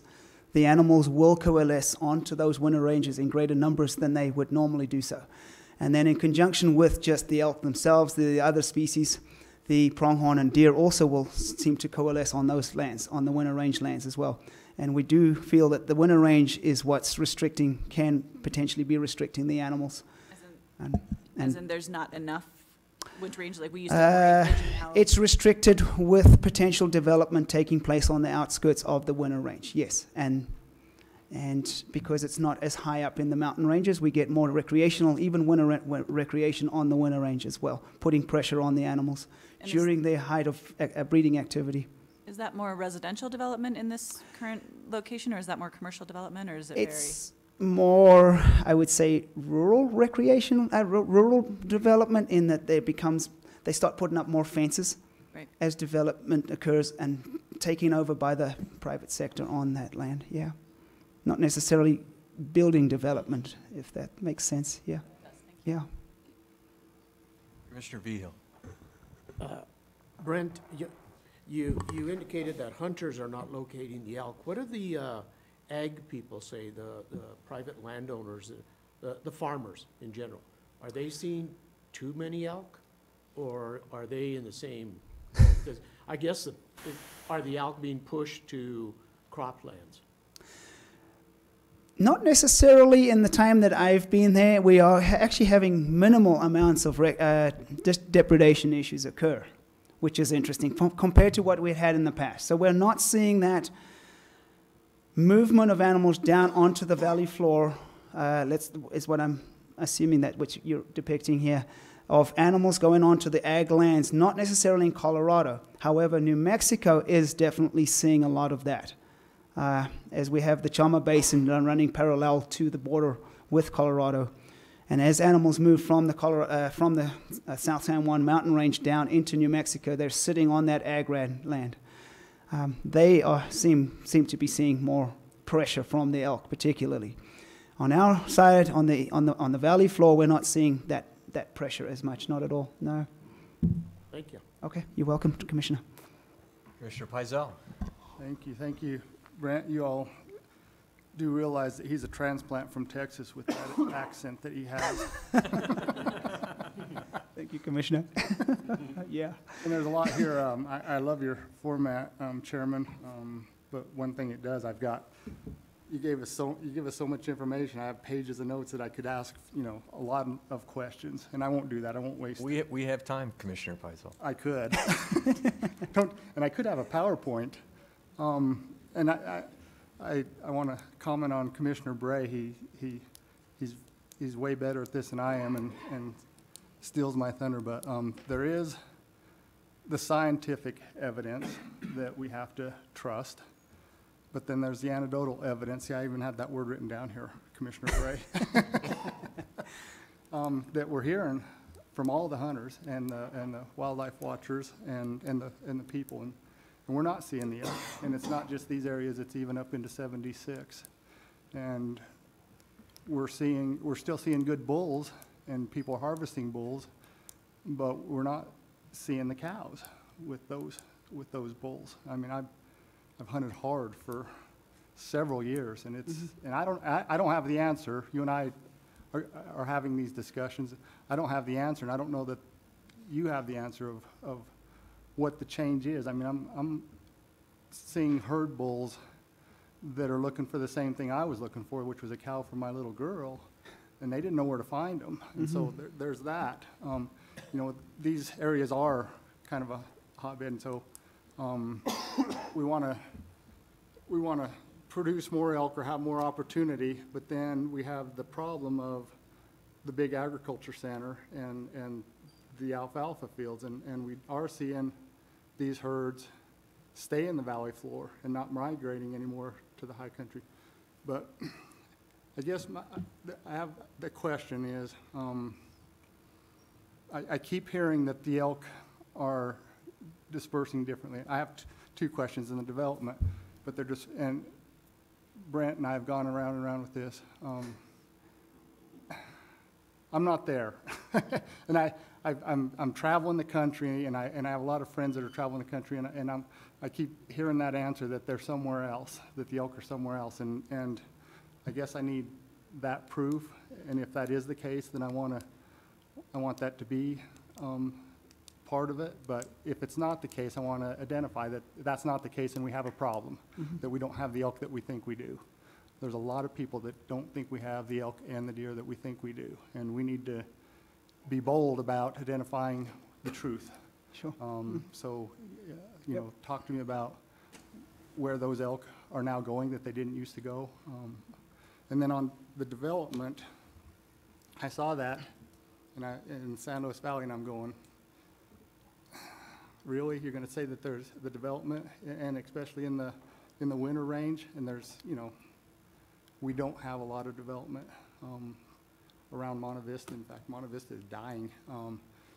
But so then you went back to rural development. I don't know that there's been a huge. I don't know that that's the impact on winter range. I don't know that those ranches have expanded. I don't know that they're building, that the fences are different than they used to be. There are some more homes up there, but they're on 35-acre tracts. There's not huge subdivisions in that winter range. And so I don't want to feed into the easy answer that it's development. It's development, it's oil and gas, and it's, you know, those things. I want to identify the problem if there is a problem and try to find the solution. If it's not development, what is it? Which I'm not so sure that it is. And if they are somewhere else, where are they? Well, Commissioner Peisel, I appreciate that question. It's a good question. I do not have the answer for you, unfortunately. I do know what's part of the research program we have going on the Uncompahgre and down in Trinidad is hopefully going to give us some information on what's really going on with the elk herds in not only in the area but also statewide. We have seen some lowered recruitment taking place. Whether that's having an effect as well, what's causing that, I have not yet determined, unfortunately. There isn't a great increase in development, like you mentioned. There are landowners that move their fences around. There is the fire that did take place mid-2000s up towards the northern end of Unit 80 that has caused some distributional movement of the animals. It's reduced let's call it the canopy cover. The animals seem to enjoy what's coming up as an undergrowth. It provides them forage activity, which they can benefit from. But then again, it does also not provide them the cover they do need when the winters come along. Now, the last few years, we've not had the severe winters that other parts of the state have had. We did not get hit like Gunnison did. And the animals were able to move. Now, where they're moving is honestly a question that we are trying to figure out. Now, there are animals. It's just where are they? They're not in the areas where a great majority of the hunters seem to have gone in the last 20 to 30 years, the same drainage. They're not in that drainage. But they're moving around differently, and I don't really have a good answer for you. I was the big guy that said that the fire, people were saying that the sky is falling and the world is ending with the fire. It's going to kill our elk and kill our rivers. And I said, no, it's not, and it's going to be fine. And they're actually going to benefit. In fact, I believe that it's a good thing. Maybe not as big and catastrophic as those fires are, but I actually do think it's a good thing. And if you go up into those fires, I mean, the habitat is just amazing and tremendous. But I've hunted those fire. I mean, that's Brent and Rick, and you were saying, now they're in the fire because that's where the habitat is. And I've been there, and they're not there either. And so I know I keep hearing that they're somewhere else. And so you and I get to go find them. Find them. Yep. Commissioner Bray. Thank you. Just one follow-up. During the heavy winter of 2008, we documented where in this area tons and tons of those elk migrated into New Mexico, and they went deeper into New Mexico than they ever had in the past. And I think a lot of them became residents. They didn't come back. How do you cooperate or work with the New Mexico people in your herd management and also your population objectives? Do you have constant, I mean, we're two different states, we have two different regulations, everything, but on our state borders, not only New Mexico, but we have Utah and Wyoming in particular too, that I think it's incumbent upon us to really work with those agencies on these management plans, and we can learn from them as well. Director, I think you have a so comment? do you actively work with the bordering units in New Mexico? Commissioner Bray, on a very limited level, to be absolutely honest. For these particular plans, the deer and elk that I'm presenting today, I have been in touch with their wildlife officers on the ground, as well as with their biologist. Their objectives are a lot different to ours. They have different management styles, and to be absolutely honest, it would be fantastic if we could all somehow work towards the same, similar, or at least as close as possible goal with each other, especially cross borders like that. I know we used to have, at least occasionally, meetings with our counterparts, neighboring states. It'd be really nice if we, sometime when we're having a meeting down in the San Luis Valley or someplace close to, or maybe commingle with the New Mexico Commission for a meeting every few years, same with Utah, same with Wyoming. I think just to talk about some of these type of issues would be beneficial. Commissioner Bray, it's funny you bring that up, because yesterday I got a phone call from the director down there about this issue. And it's not a good one down there. And certainly the New Mexico legislature is going to start taking this issue up. So we are going to have a meeting with them really, really quick, because like just as you said, those elk are moving back and forth. It happens in Utah with deer. It happens in Wyoming with deer and elk. And to hear it from the landowners down there there are millions of these elk. And so I think for us to have, to listen to what the pressures they're under and what our goals are, the bare minimum, very soon we're going to get down there somewhere and just have this discussion about what are they hearing, what's going on, what's our data saying, what are our issues, and where the commission's wanting to go. And I agree with you. I think having that at least similar objectives, but not diametrically opposed right now. And the livestock folks down there, the private landowners, wield a heavy hammer in their legislature, and what they're afraid of is that this will become a eradicate sort of proposal on those lands, and that, of course, that would affect us too. So we are in motion right now to start to have that discussion, so. It'd be nice if our commissioners could meet occasionally, I mean. Yeah, it's a good idea.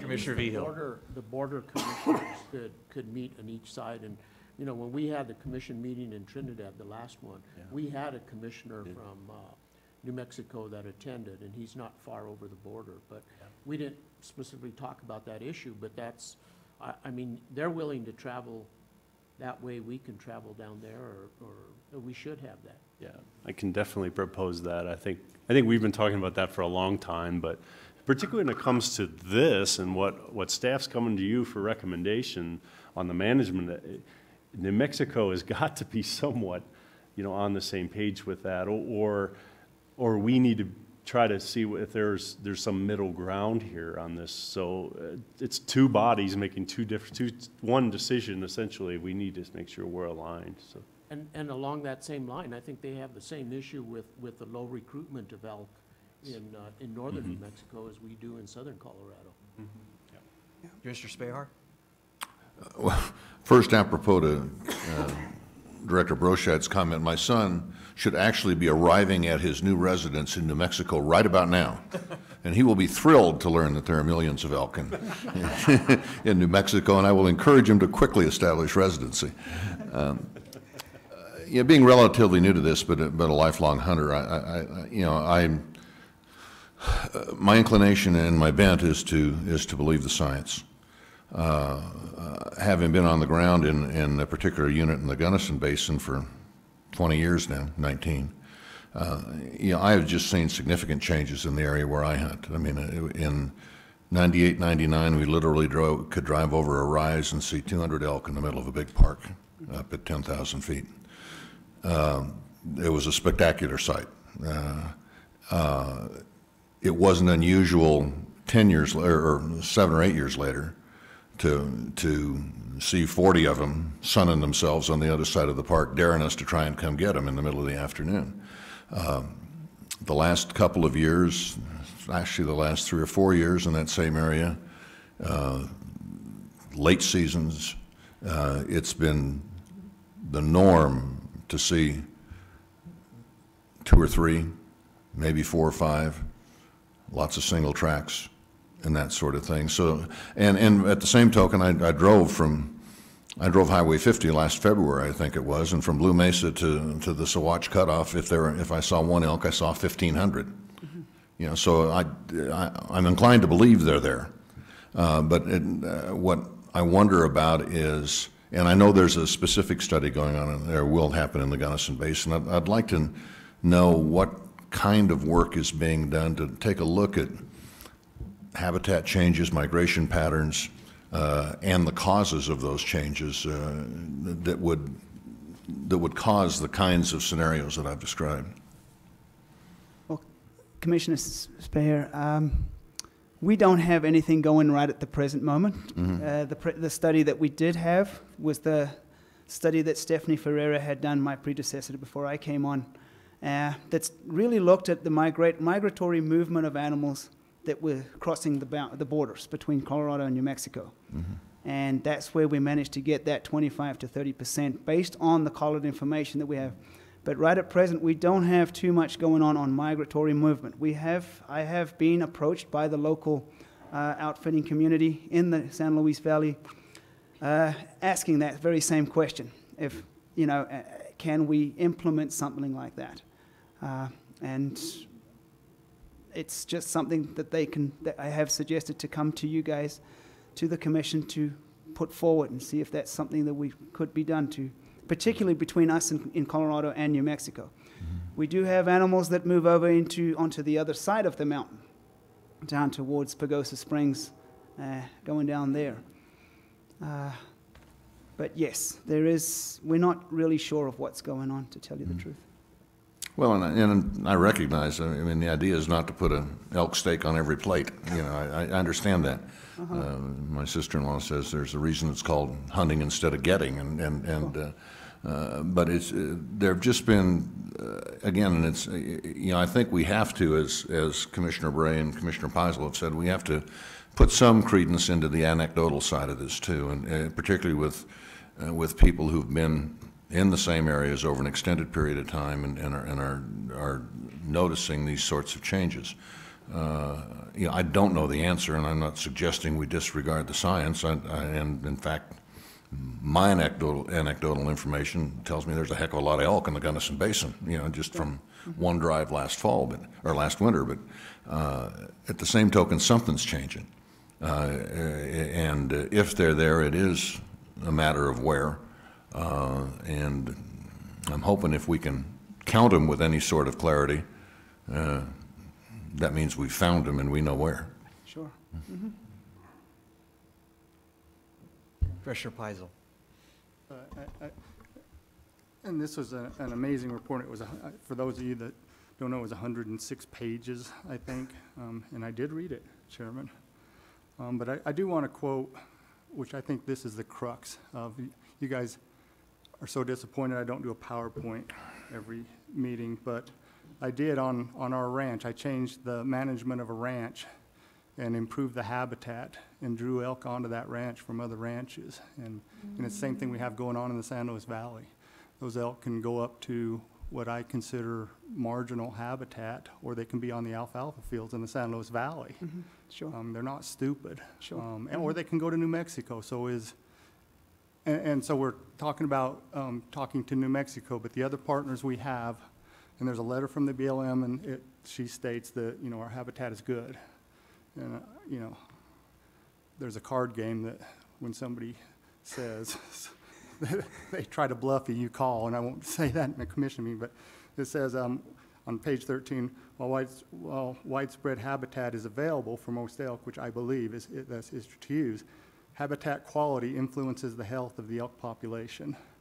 And that is the place to start and can be the crux of the problem. If our habitat is good and improving, if our range is good and improving, if our forests are good and improving, those elk will come back from New Mexico if that's where they have gone. The cow-calf, ratio that we're having trouble with, is it a matter of nutrition, or I don't know, but that helps solve that problem. And so we need to push CPW. We are just separate agencies. CPW, we do our thing. BLM does their thing. Forest Service does their thing. We need to cooperate. We need to coordinate. We need to push those agencies and say, let's improve the habitat that you're managing. They're managing our big ranch, and in a lot of cases, maybe not as well as it could be. Sure. So we need to use our influence to talk to the BLM and talk about the grazing. Actually, I think, I'm not saying that there shouldn't be grazing. I'm actually saying there probably should be more grazing and done in a proper manner. The science proves that. So anyway, I think that solves, if you solve that problem, if there's problems beyond that, but that could solve, that would solve most everything. Director, my sense is the commission would like an update on your conversations with New Mexico in the next meeting, if that makes sense. And Commissioner Bray and I know the chairman of the New Mexico Commission, and it wouldn't surprise me if he's an elk whisperer, so he's quite a character. Anything else on this, commissioners, or should we move on to the next plan? All righty. Chairman Howard, commissioners, now we'll head on to the, I'd like to share with you all now some information on the South San Juan deer herd. We did the two plans together, seeing as we're talking about the same area. Now, as I mentioned a little earlier, this is the same geographical area that we discussed for the elk. The herd management unit here, though, is D35 deer herd. It comprises game management units 80 and 81, as does the elk. The area is approximately, again, 2,100 square miles, 1.3 million acres, and it stretches from Highway 160 from the South Fork, Del Norte, Monte Vista, and Alamosa in the north end of the border, the New Mexico border on the south, and from the Continental Divide in the west, the Rio Grande River on the east. Now over here, I show the population trend for the deer. And as you can see, we've kind of balanced out on the deer population over the last number of years. We have not yet achieved the population objectives that have been in place since 2006. And we've not really achieved that population objective, at least in the last 20 years. We've got close 2 to 3 times. We do seem to be having an increase in deer population, just in the last couple of years. And what I'm noticing is really strong, good recruitment on the fawn stock. I'm not sure quite what that is. We have not seen strong winters affect us. There's good, strong residual growth on the ground, forage availability for the deer, and reproduction and fecundity seem to be doing well with the deer population. Now, significant issues are very much the same as what we had for the elk. Again, we've got winter range conditions, forage, and water availability. The last few years, we've had good, strong residual growth, as I mentioned. Moisture levels have been great. This year, we're a little concerned of how this winter is going to turn out going into the next season. And deer distribution changes that may have been caused by beetle kill, high non-consumptive recreational activity that's occurring summer and winter, particularly in the summer months. That's increasing considerably. Vehicle traffic on and off roads, more ATV and these new side-by-side vehicles throughout the recreational months into the hunting periods as well now. And private land refuge. The animals seem to get onto private land, bigger land, and do not provide access to the hunters. Cattle that are left up on the range during hunting seasons. We've had a number of hunters and recreationists that have complained about the cattle left up on the lands. And then again, it's balancing the hunting opportunity with the hunter density, the ability to draw a license, and then the ability to access those animals that are on private land, off of public land, once they find refuge. From the public input process, we did this conjointly with the elk project and information. We held the 2 public meetings, one in La Jara and one in Monte Vista in the San Luis Valley. We had significant turnouts for those. The La Jara meeting we had in the 30s, and the Monte Vista meeting we had above 50 people attend that meeting. We did the electronic polling, so we were able to get some information right from those attendees at the meeting. We also did multiple surveys of hunters and landowners that were conducted on an online basis. From that information, I drew up a draft plan that was sent out to the public and available for 30 days for them to look over and give me feedback. We also received letters from the BLM, as the U.S. Fish and Wildlife Services, and the HPP committees. And there again, the results from all this public input and the desires of the hunters particularly, as well as non-consumptive recreationists, were to decrease the deer population objective to the existing numbers, to accommodate where we're seeing numbers within the last 20 years. Is our objectives higher than where we can actually achieve getting that population to?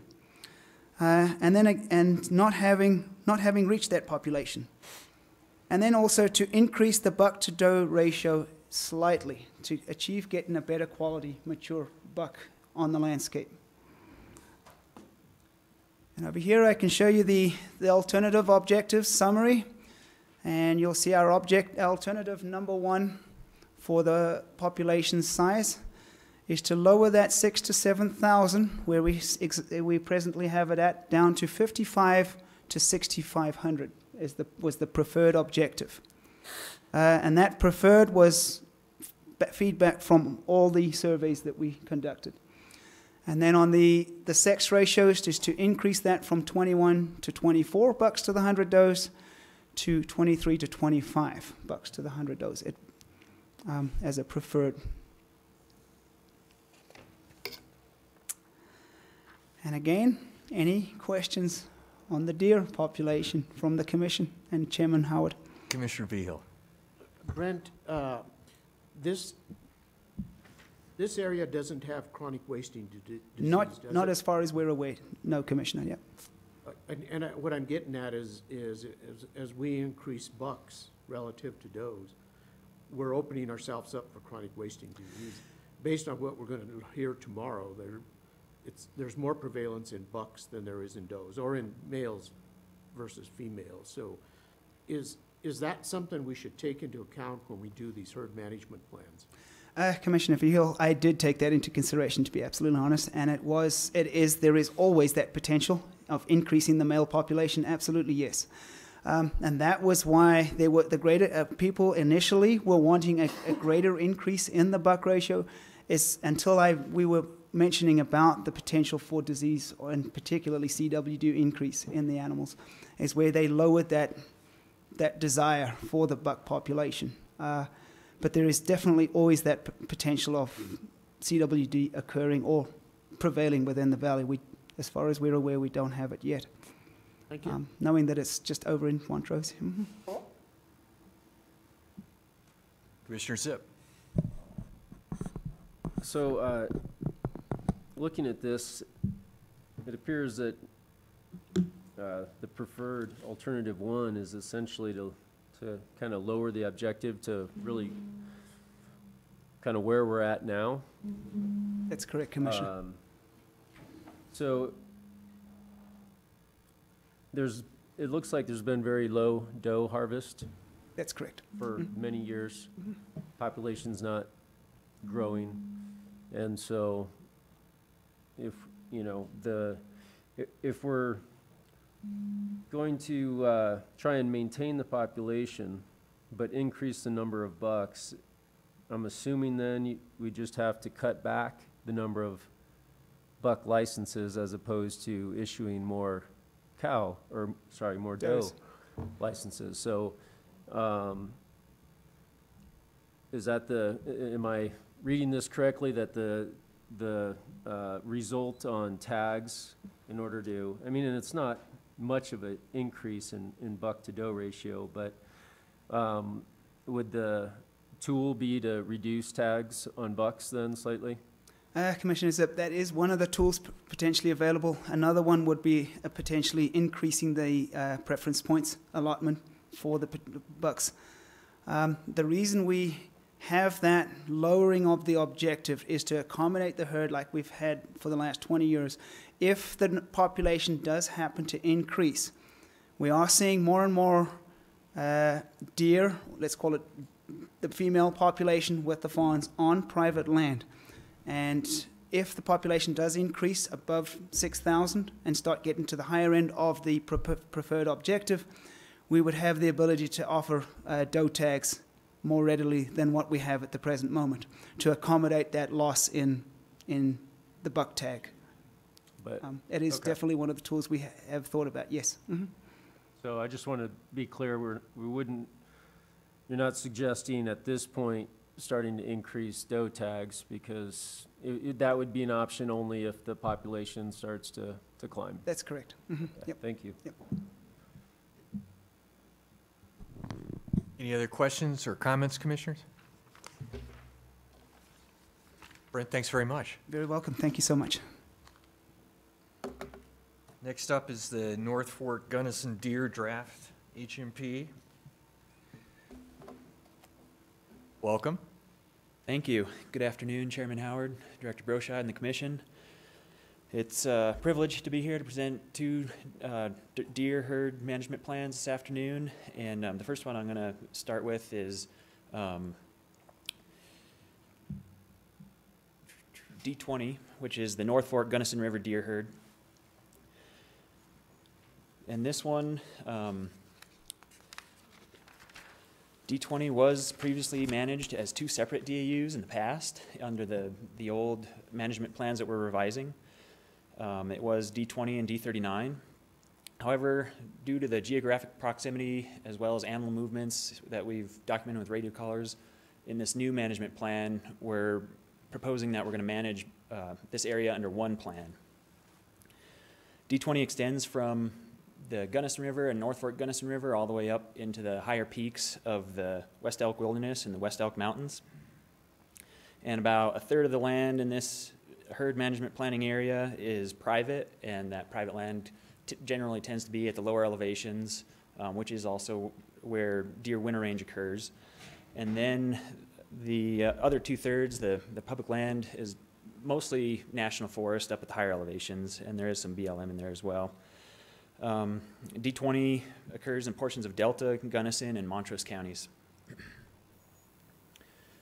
You can see in the upper graph on this slide, the blue line represents the estimated population over time and population trend for this deer herd. And as you can see, it was much higher several decades ago, but over the last 10 years or so has held relatively stable. The blue band represents the population objective for 2008 to 2017, the previous plan. And as you can see, that even when we decreased antlerless licenses to the pretty much what we think is the lowest level ever, we still haven't been able to affect the change in this population that we wanted to increase it up to where our objectives are. In the lower graph, the blue line represents the observed buck-doe ratio that we see in our winter classification flights. The red line represents the modeled buck-doe estimate.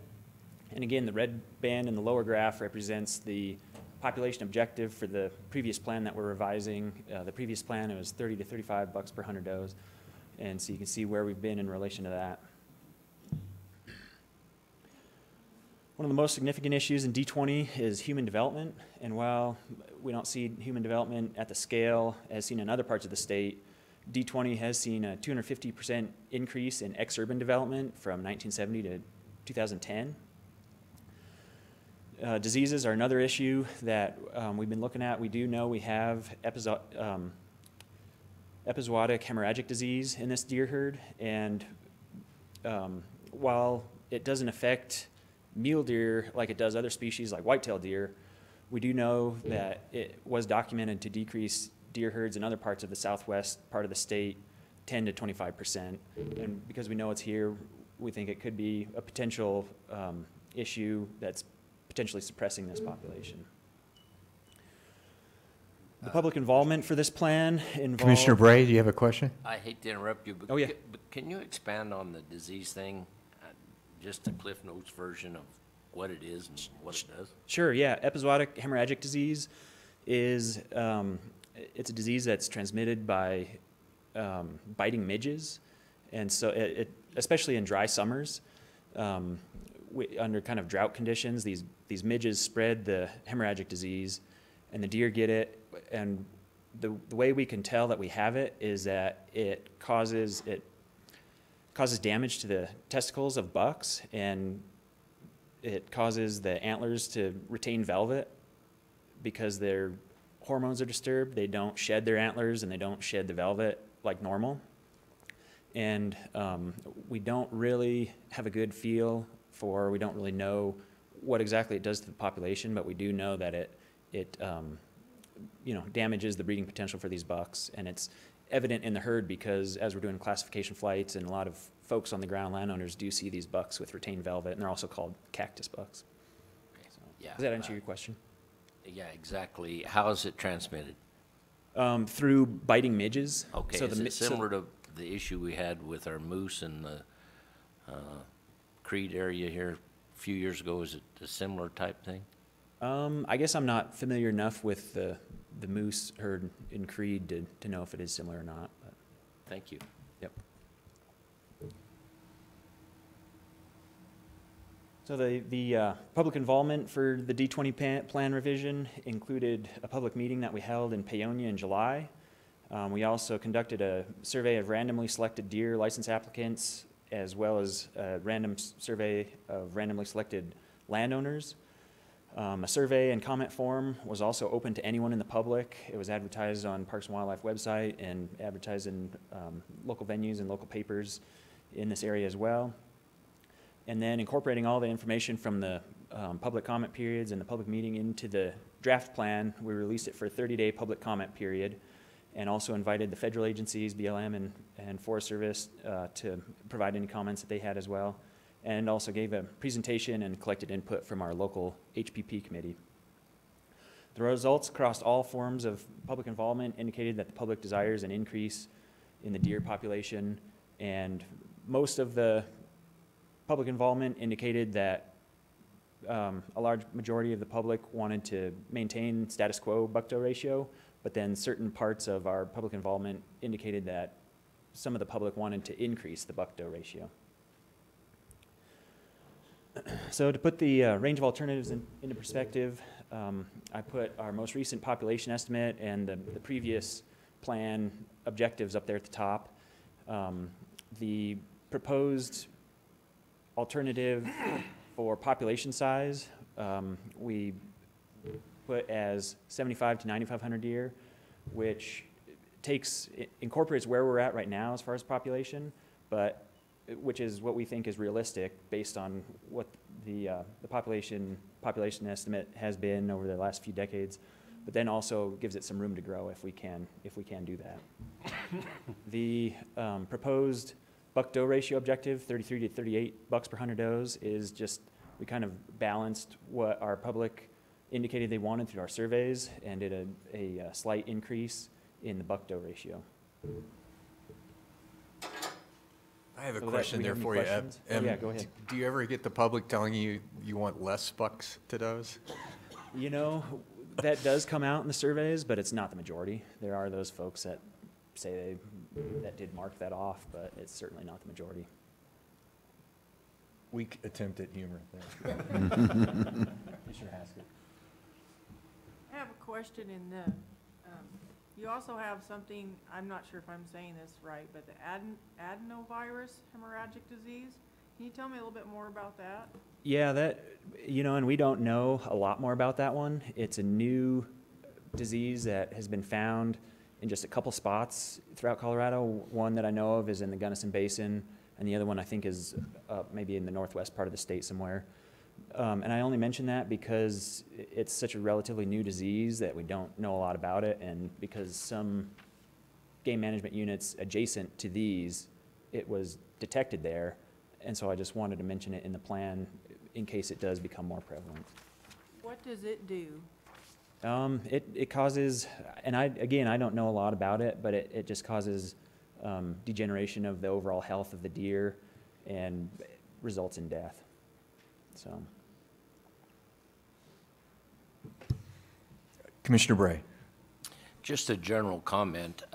It seems like a reasonable plan and something you can objectively get to, but it kind of flies in the face a little bit, all these deer plans, of what the general hunting public is asking this agency through a mule deer initiative and everything else. They want more animals. They want increased opportunity, more animals, and it may not be realistic, but we face that with our fee bill or future generations bill. We face, the hunters say, we want more animals, and on the deer side, I know we are significantly statewide down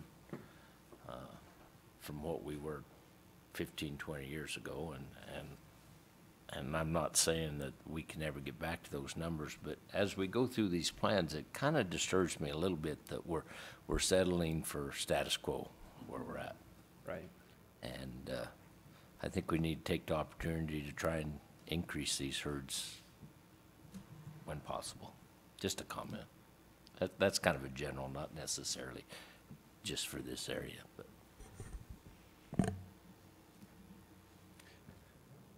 Oh, Commissioner Zip. As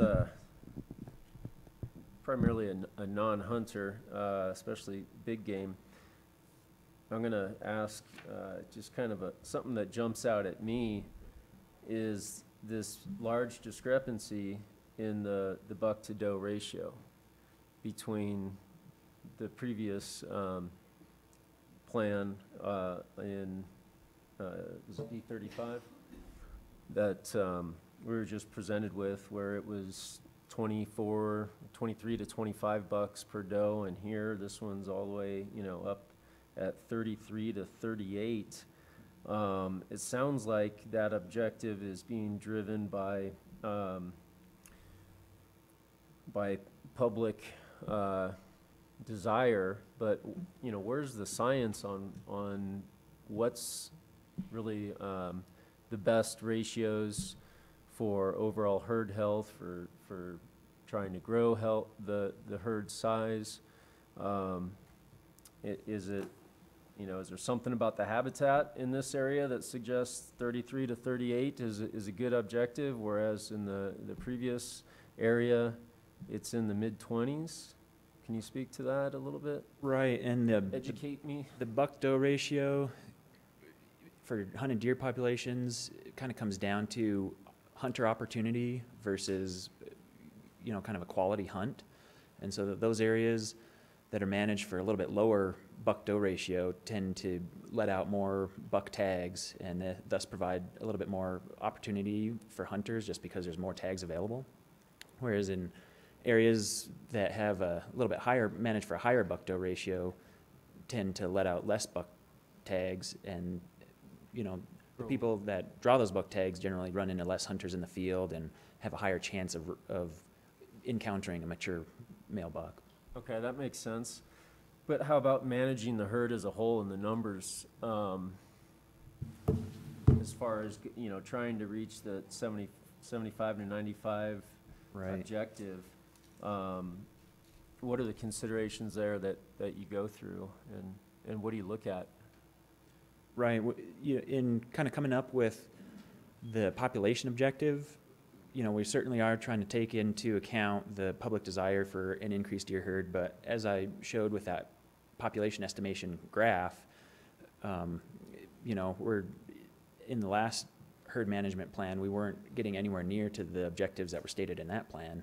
And we've reduced antlerless licenses in these units to the point that we think is the lowest level that we'd be able to go, and those are only available as private land only licenses that are available to essentially concentrate on game damage issues on private lands. So we're kind of at the one end of the spectrum where we don't want to reduce those antlerless licenses anymore. Otherwise, we will start getting issues with private landowners. And so we don't really have any more room to adjust our tools for management in this case unless we do something to address any of these other limiting factors. So that's kind of where we came to the realistic view of incorporating our current estimate right now within the lower end of that objective, with the intent that hopefully we can do something to increase this deer herd like the public wants. Okay, so I guess what the public is asking as far as a higher buck ratio essentially is there's going to be less buck licenses and less overall licenses, so higher quality hunt, and that should also help bolster the overall numbers. Right.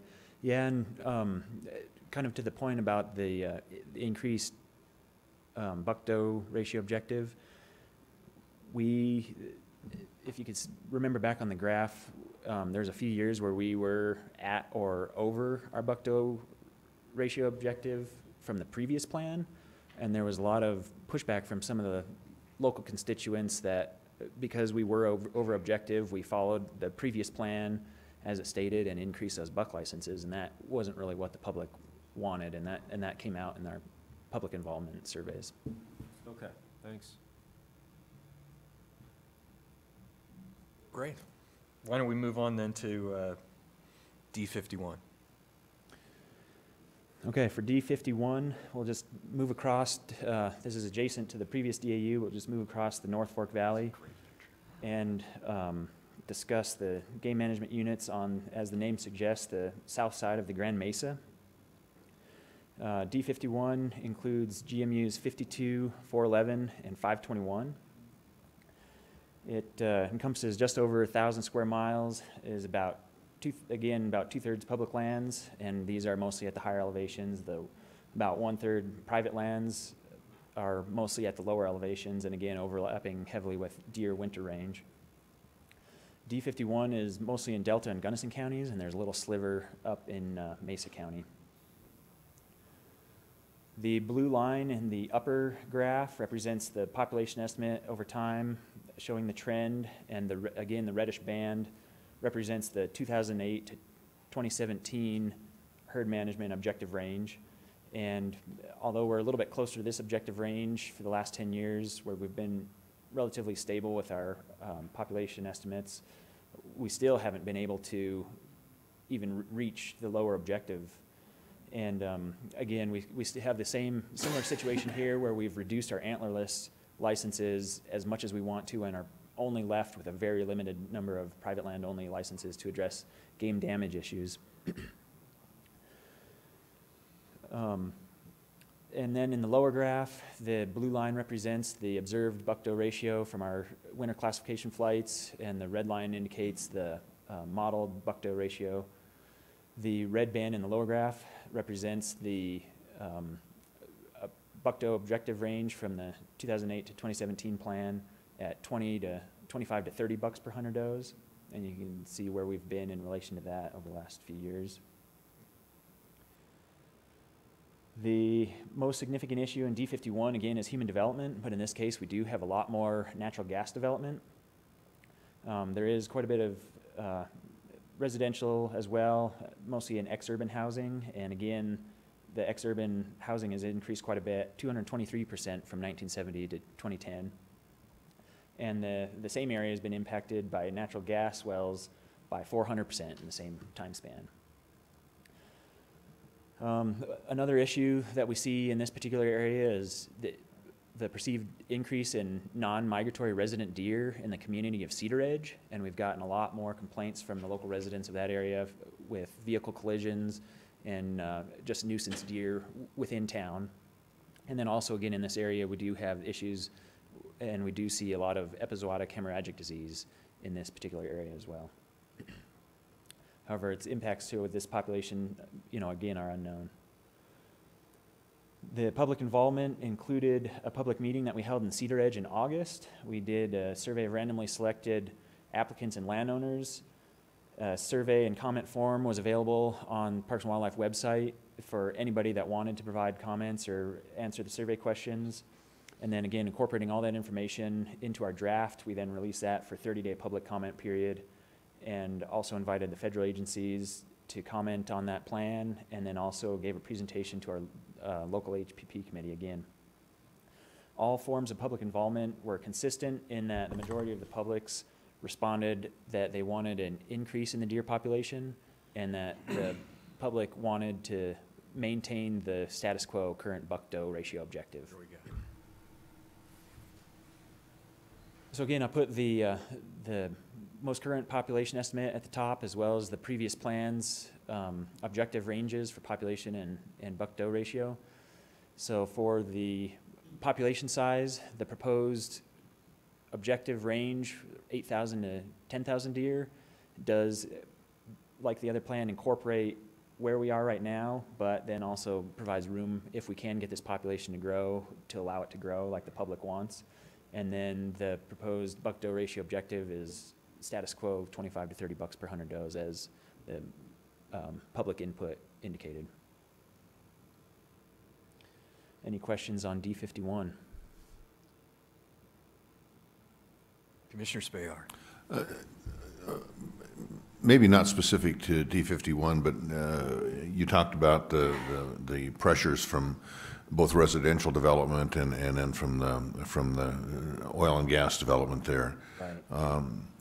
I guess what I'm wondering about, having spent 12 years on the receiving end of as a local elected official, how does the department respond in the case of permitting applications and in the case of development applications at the local government level when there are these kinds of pressures on the game herds? Right, we do provide, like in the case of the Bull Mountain area, which is in D51, and the Bull Mountain area is a little bit more of an elk winter range. It does winter some deer, but we do work with the energy developer there, and we conduct on-site visits in some cases, and we can provide recommendations, although sometimes they're not always followed, but we try and do on-site visits to some of these developments if we can, and if we're invited. Are we, and this is just a question, I don't know, do we interact formally in permitting processes as far as COGCC or counties or municipalities where this development takes place? Okay. Commissioner Spahar, that's, I think what Evan's saying is we provide comments, and sometimes they get incorporated, sometimes they don't. Yeah. And, but it doesn't stop us from on a lot of these, particularly identified in the mule deer strategy, is engaging that mule deer being one of those objectives that is considered during that permitting process. And, you know, some result in wildlife mitigation plans, some don't. So it's really, I'm going to say inconsistent, but it's not the same everywhere we go. And it really is up to our staff meeting with the developers and trying to mitigate or avoid and minimize and then mitigate those impacts. And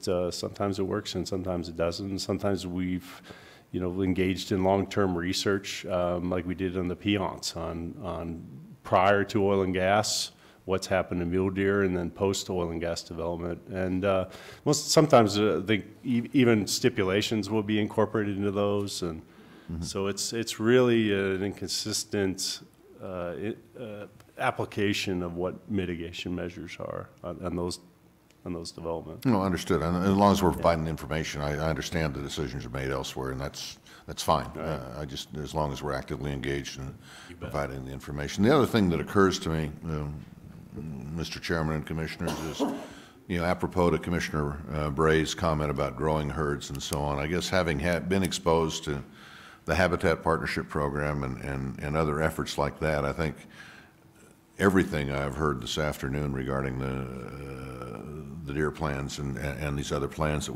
the elk plans, just reinforces as a new commissioner the importance of our engagement and support of things like the Habitat Partnership Program and our other interactions with landowners and other agencies. Commissioner Peisel. Just real quickly, I know we need to be concerned about development. I mean, we're going to double our population. We're all feeling it, and I keep hating beating the same drum, but I can't help but point out the irony of statements, and it's not just Cedar Ridge, it's South Fork, it's Creed, it's Monte Vista. We say it's because we're having significant issues with human development, and then we say there's non-migratory resident deer in Cedar Ridge. The wildlife and the deer are telling us something, and they're going to the good habitat, which is a Kentucky blue on the golf courses and the lawns. and yes, we need to deal with development, but we need to deal with if we improve that habitat, and then we improve the habitat in the winter range, the development and the gas wells are going to not have the impact. Thanks. Evan, thank you very much. Yep, thank you. Thank you. We're a little bit ahead of schedule, and what I would like to just suggest, we have a brief break, and then we're back here at 4 o'clock. That's next. That's next. Okay, very good. And we'll start back up at 4 o'clock with our iPause presentation.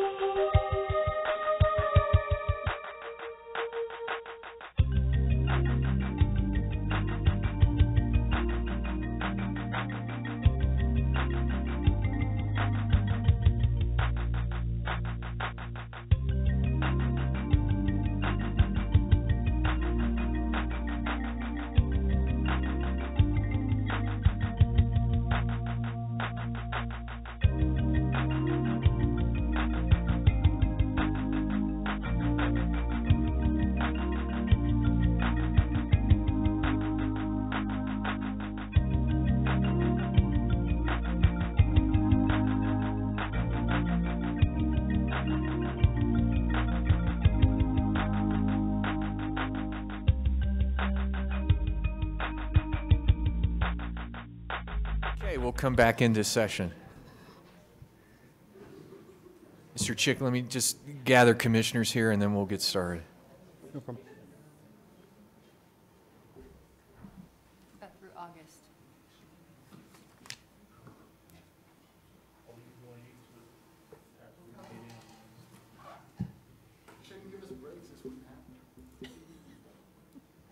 Thanks for standing at attention.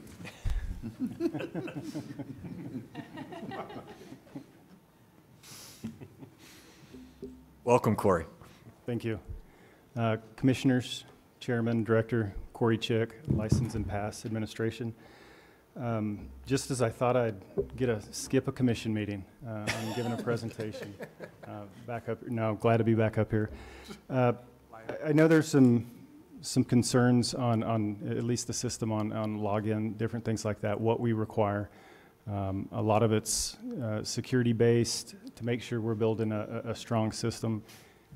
It's change. I understand that there's some concerns or questions, and I'll run through a few things just to clarify a little bit, give a little bit of the history, and then, of course, any questions or concerns that you have for me. So there are different ways that you can create an account, whether that be on the phone, in person, online. And with each of those, some of them require different things. For instance, online, of course, it's going to be first name, last name, your date of birth, address, a telephone number, and email online. And it also requires email for when you're logging in online currently. Of course, over the phone, it's a little bit less restrictive that the email becomes just an identifier. So that could be a DL, that could be the CID itself, it could be passport, whatnot. As with the email, I know there's some concerns relating right around that a lot. I mean, and it does. Part of it's the system as designed, and it's how it was handled or handed us from our vendor. We're currently looking at some different things in testing right now that would open up some options as far as the email, so all of our customers would not require that email for login. Of course, you know, us as an agency, it's important to have that so we can communicate with our folks, but we could make it a little less restrictive without really getting away from what we were trying to do with this integrated system. Couple of the main issues that we have been having here recently that may help a little bit as well is as far as who's applying and how we've done that in the past and how we're doing that currently. And some of it, even in the past, it wasn't designed that way. It was just more of a loophole that was taken advantage of. So for instance, I could go in and basically apply for me and my group if I had the right information in the older system. That's really not how we had wanted the newer system designed, because it was a more powerful system and would look at different security measures that we were hoping to get in this. If you look at the amount of data that we have currently in the system, especially related around, I think I was even talking to Dan this morning, Prenslow, and he had multiple accounts in the system, and that's really what we're trying to create is more of a fail-safe system, that it's harder to create those duplicate accounts and create issues as it relates to that. That has been one of our main issues that we found, both, again, when you merge three major databases like we did, if your name was in all three of those databases in this new system, you potentially had 3 accounts. So we've had to, we've just, I mean, been really busy here over the last, 3 weeks or so trying to get through that, and as customers utilize the system, we're merging those accounts. We're also working with Aspira to do some auto merging. Some of it's easier than others. A good example of that is if I had a camping account, and I also have a hunt and fish account that's relatively easy. You can just merge those into each other. Where it gets more complicated is when you have an RA, a camping, and maybe 2 hunt and fish accounts. A lot of those require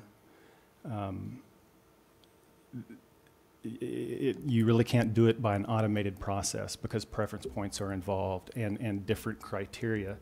And when you look at the different information that we collected in each of those accounts, it's greatly different, especially towards the hunt and fish. That, I mean, we had Social Security, we had driver's license, we had a plethora of other information that we necessarily didn't need on the camping or on the reservation side.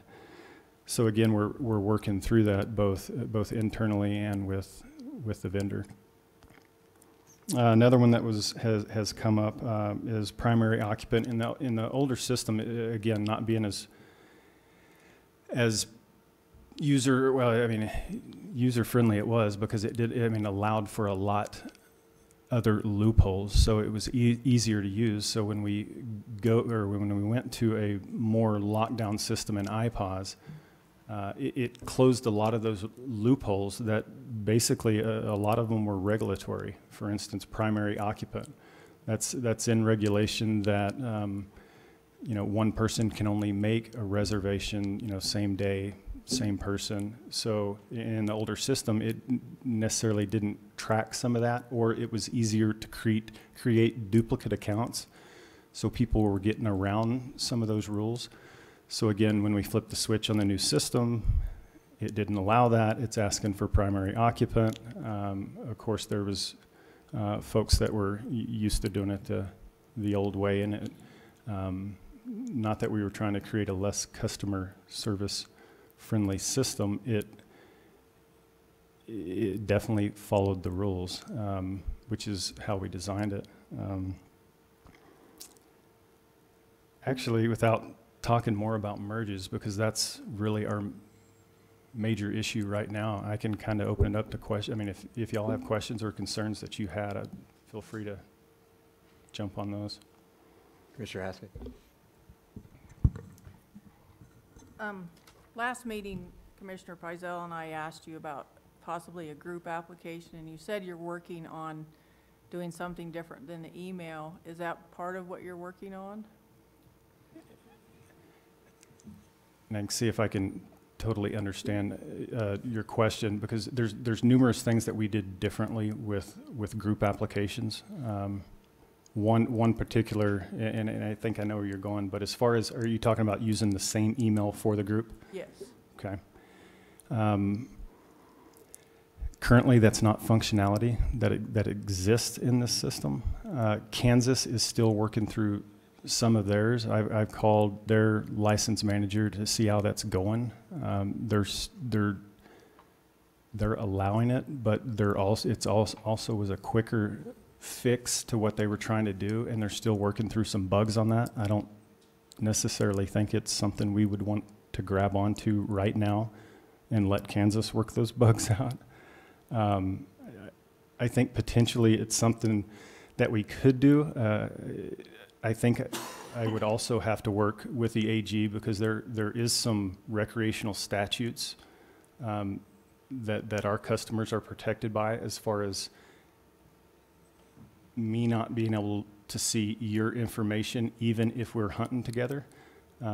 We've had a lot of issues with folks using the same email address in the past, whether divorce or kids turning 18 and they are no longer, legally the responsibility of the parent, and having access to those accounts. Looking and digging in on some of that history, that was a large and important reason why we went the way we did, was for those privacy reasons and the issues that we've had with, or specific to allowing multiple folks to use the same email. Okay, a large percentage of our customer base is probably 50 and over, maybe even 60 and over, and they don't all have email addresses. How are we going to get them licenses? again, currently in the system, you can go through 2 or 3 different ways to create an account. In person, you do not need an email. It's not required to create that account. It is required for us to communicate with them by email. For instance, if you drew a license or your credit card failed, things like that, we're working around that, and with this system, I think it allows us more time as far as with our temporary staff to be able to communicate with those. But or they can call on the phone to the Aspira hotline. Again, email is not required to create that account through them. So sales, applying for the draw, all that can still occur without having an email account attached to the customer. So they can call and get a license, or apply for a license? That's correct. Okay.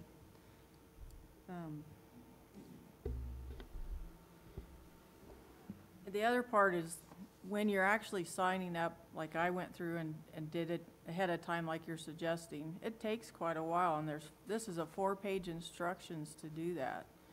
It doesn't seem very user-friendly to me. Are you working on that at all? Or maybe it was just me. I think I asked several of you if you tried to sign in, but it's not the easiest process. Okay.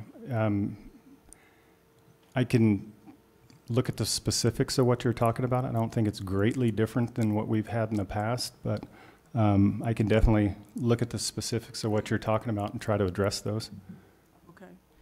And we used to be able to buy a license as a gift, which is how we could buy them, like I would buy them for my clients and fill out all the paperwork. Is that gone away? Not purchasing as a gift, but I think there might be 2 different things you're looking at, Commissioner, is whether you were applying for them, or were you purchasing a gift in person? Applying for them. Okay. And there was never a gift option. Basically, you just had their information and you were going into their account and applying for that. Part of, and again, that was the one, that's one specifically I think we would need to readdress with the AG to allow that. And this was something that we looked at years and years back when we probably before the RFP process on trying to find a vendor. Because of the disclosure that we have within that application process, you would be agreeing to those legal rights for that customer. Other states do this differently. For instance, they may have a checkbox of application was taken by third party, and at least we would know who that third party was. Again, I really have no issues with looking into that with the AG and seeing if the determination has changed on whether we could do it that way online as well. I think that would be a help to a lot of people. I know a lot of outfitters that do their licenses. That's part of the service that we offer. And with a lot of our clients that are over 60, they don't want to do the computer. They don't have an email. I think that would be a big help. Okay. I think that's all for now. Thank you. Thank you. Commissioner Bray.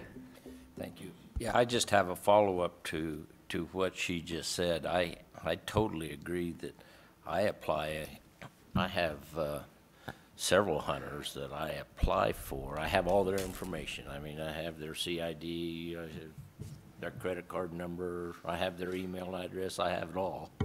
But I apply for them.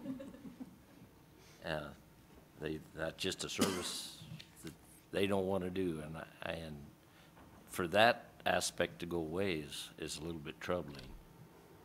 And then a follow-up, if we have to do all these re-registering, what are we going to do on March 30th when applications are all due the last couple of days and everybody's calling in? Are we going to be able to handle everybody getting registered all at the last minute? Because you know that's coming. And again, this system isn't, I mean, I would say weak. It's a much more powerful system, much more server-based. It'll handle that influx of customers. That's not more my concern. more of my concern right now, it would be related to those that wait to the last minute that have not created that account and potentially have 2 accounts that need to be merged so they can, so they will be able to apply. That's something we're going to be working on, and we typically on turkey applications, you know, that's not something we would usually normally stay till midnight on to help our customers, and it's something that we're going to be doing this year just to make sure we can help out as many of those as we can. As it relates to the amount of turkey apps we have, I mean, we're close to where we should be in a normal year. I think this morning there was about 4,700 applications that we've received in the system. We're usually about 1,000 to 1,200, I believe, more than that. But I mean, and that's what we're looking at, and why we're going to be staying, just to make sure that we're there for not only our vendor for issues that they're not able to fix that we're supposed to be, but to make sure that we can help out as many of those customers as we can. We have put a lot of exactly what you talked about in our brochures and online, that, you know, don't wait to the last minute. At least try to get on and create your account, so so that you know that at least that's not the issue that would be causing you not to be able to put in for a draw. Everybody puts stuff off. I mean, it's easy, and I think you're going to have a lot of people trying to create an account at the last minute. That concerns me. I think a year from now, after everybody's won't be as bad. I think this first year is going to be a challenge. Corey, could you tell us a little bit about your staffing then for around the draw, your extra staffing, and how you're going to kind of deal with this phenomenon that Commissioner Bray is talking about? Again, I mean, for turkey, I mean, we're going to be staying till midnight tomorrow night to watch it close, to make sure it turns off, to help any of the customers. We typically do that same thing. We also bring on around April 1, 3 to 4 more temporary employees to help out with different things. That's even something I've talked to Gary Thorson about. I think this is a unique year that, you know, I'd like to be able to get up front on these merges. I think it's something that we may bolster that a little bit, just so we can be able to hopefully negate that a little bit, at least those issues that we would be having. Of course, you'll see us there again till midnight on Big Game Draw, and both the call center, the call centers, Aspera's, CPW's call center, and of course my staff are there every day to try to help those customers. And do you feel like you have enough staff for the phenomenon we're talking about? Not as it relates to merges. That's something I'm having to look at right now, and definitely try to be resourceful and get the staff so we can get on that. If we can get those upfront issues taken care of, I think it'll alleviate a lot of our problem. I think a big part of our problem, I mean, not a big part of our problem, but where I was discussing the kind of the secondary way to log in to an account, I think that will fix a lot of the issues. Because you are able to choose a different identifier. We've had some issues with emails just not leaving the RA account. I mean, there's a cookie there that stays there, and it looks at that. You wouldn't think that it would, but it still looks at those older accounts that said that email already exists. We're working through that with the vendor, but the easiest, and I mean, I could roll it live tomorrow if we wanted, but it's I think that would cure a lot of our issues right now, and I think it's something that we're going to have to look at prior to the big game, or here pretty quick, and prior to the big game draw, to be able to get people into their accounts. So. Other questions? Thanks very much. Oh, Commissioner Zimmerman, my apologies. Not a question, sorry, a comment. I just wanted to say thank you again. I know I missed the January opportunity to say thank you. I've heard from other sources that you indeed were sleeping on a cot for a good week, and if sleeping was even a part of that. So thank you for your commitment and for everyone's commitment to making sure this this happened. Thank you. Shouldn't have been sleeping. I was going to say is sleeping, but yeah. Resting maybe? Resting. his eyes. Commissioner Wingfield. So is there a way to get the word out to, maybe they ought to get registered before the end of March, so people, We've tried about every mechanism we can, Word of as mouth, far yeah. as online press releases. Yep. I got another question. It's nothing related to this. I don't big game hunt. I walk in the hardware store, I buy my small game license, and that's kind of where it comes from. Is there been any talk or thought about raising the rate we pay the vendors for selling our licenses like that? What I was getting for the guy that, the hardware store I go to that does the licenses, I've known him since high school, he's a good guy. He's a hunter and stuff, and he says, my boss is losing money every license I write up here. Says we make less than $1 on a license, and most of the licenses we sell are small game out there. There's some big game, but he says it takes 10 to 15 minutes just to do a small game license for them there. Most of the time, people don't have the information they want in time to get through there. Said he's paying me $20 an hour for 15 minutes, and they're making 80, 90 cents, whatever they make off that license there. And he just, you know, he's doing it. So we're doing it for a service for the people here, but he says it's sure not making any money at that 3% or whatever the in-state license is. Sure. And in the 2 years I've been in this position, no, we haven't had those discussions. It's just hadn't come to the plate, I guess. Yeah. Mr. Zip. Well, being a licensed sales agent, I mostly, my shop is primarily, almost all the licenses we sell are fishing. We get a handful of hunting, but I offer it as, like you said, it's a service. It brings, I think it brings customers to the shop as well. I'm sure there's some license agents that are located in areas that get a lot of out-of-state hunters where there's over-the-counter and they're probably profiting. But I think most of the people that do sell licenses, I mean, they don't have to. They're choosing to do it. I'm choosing to do it. And it's because it is it's a service to my customers, and so I think I'm not making money on the sale itself, but I think it's worth it to my business to offer that to my customers. And I would guess that that's the mindset of many of our licensed agents, that it's worth it to go through the loops and the cost of, labor cost of issuing the licenses. I can't say that, I don't think this system is taking more time.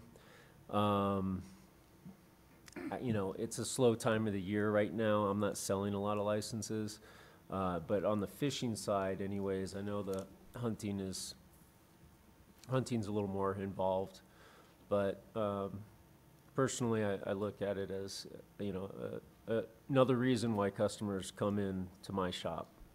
So, whatever that's worth. Thank you. Mr. Haskett. Thank you. When you go to a vendor, do you have to have an email address? No. Okay. Actually, no, you do not. All right.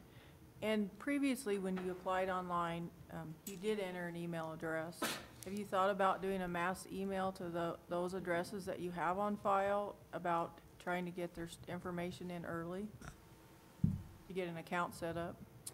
I can check whether we could do that or not. Thank you. done. Any other questions from Commissioner? Corey, thanks. I think you should probably plan on seeing us in March. Okay. No problem. Thank you. Thank you. We have a comment. Oh, we do also have a public comment. Tom, and I apologize again, McKessel?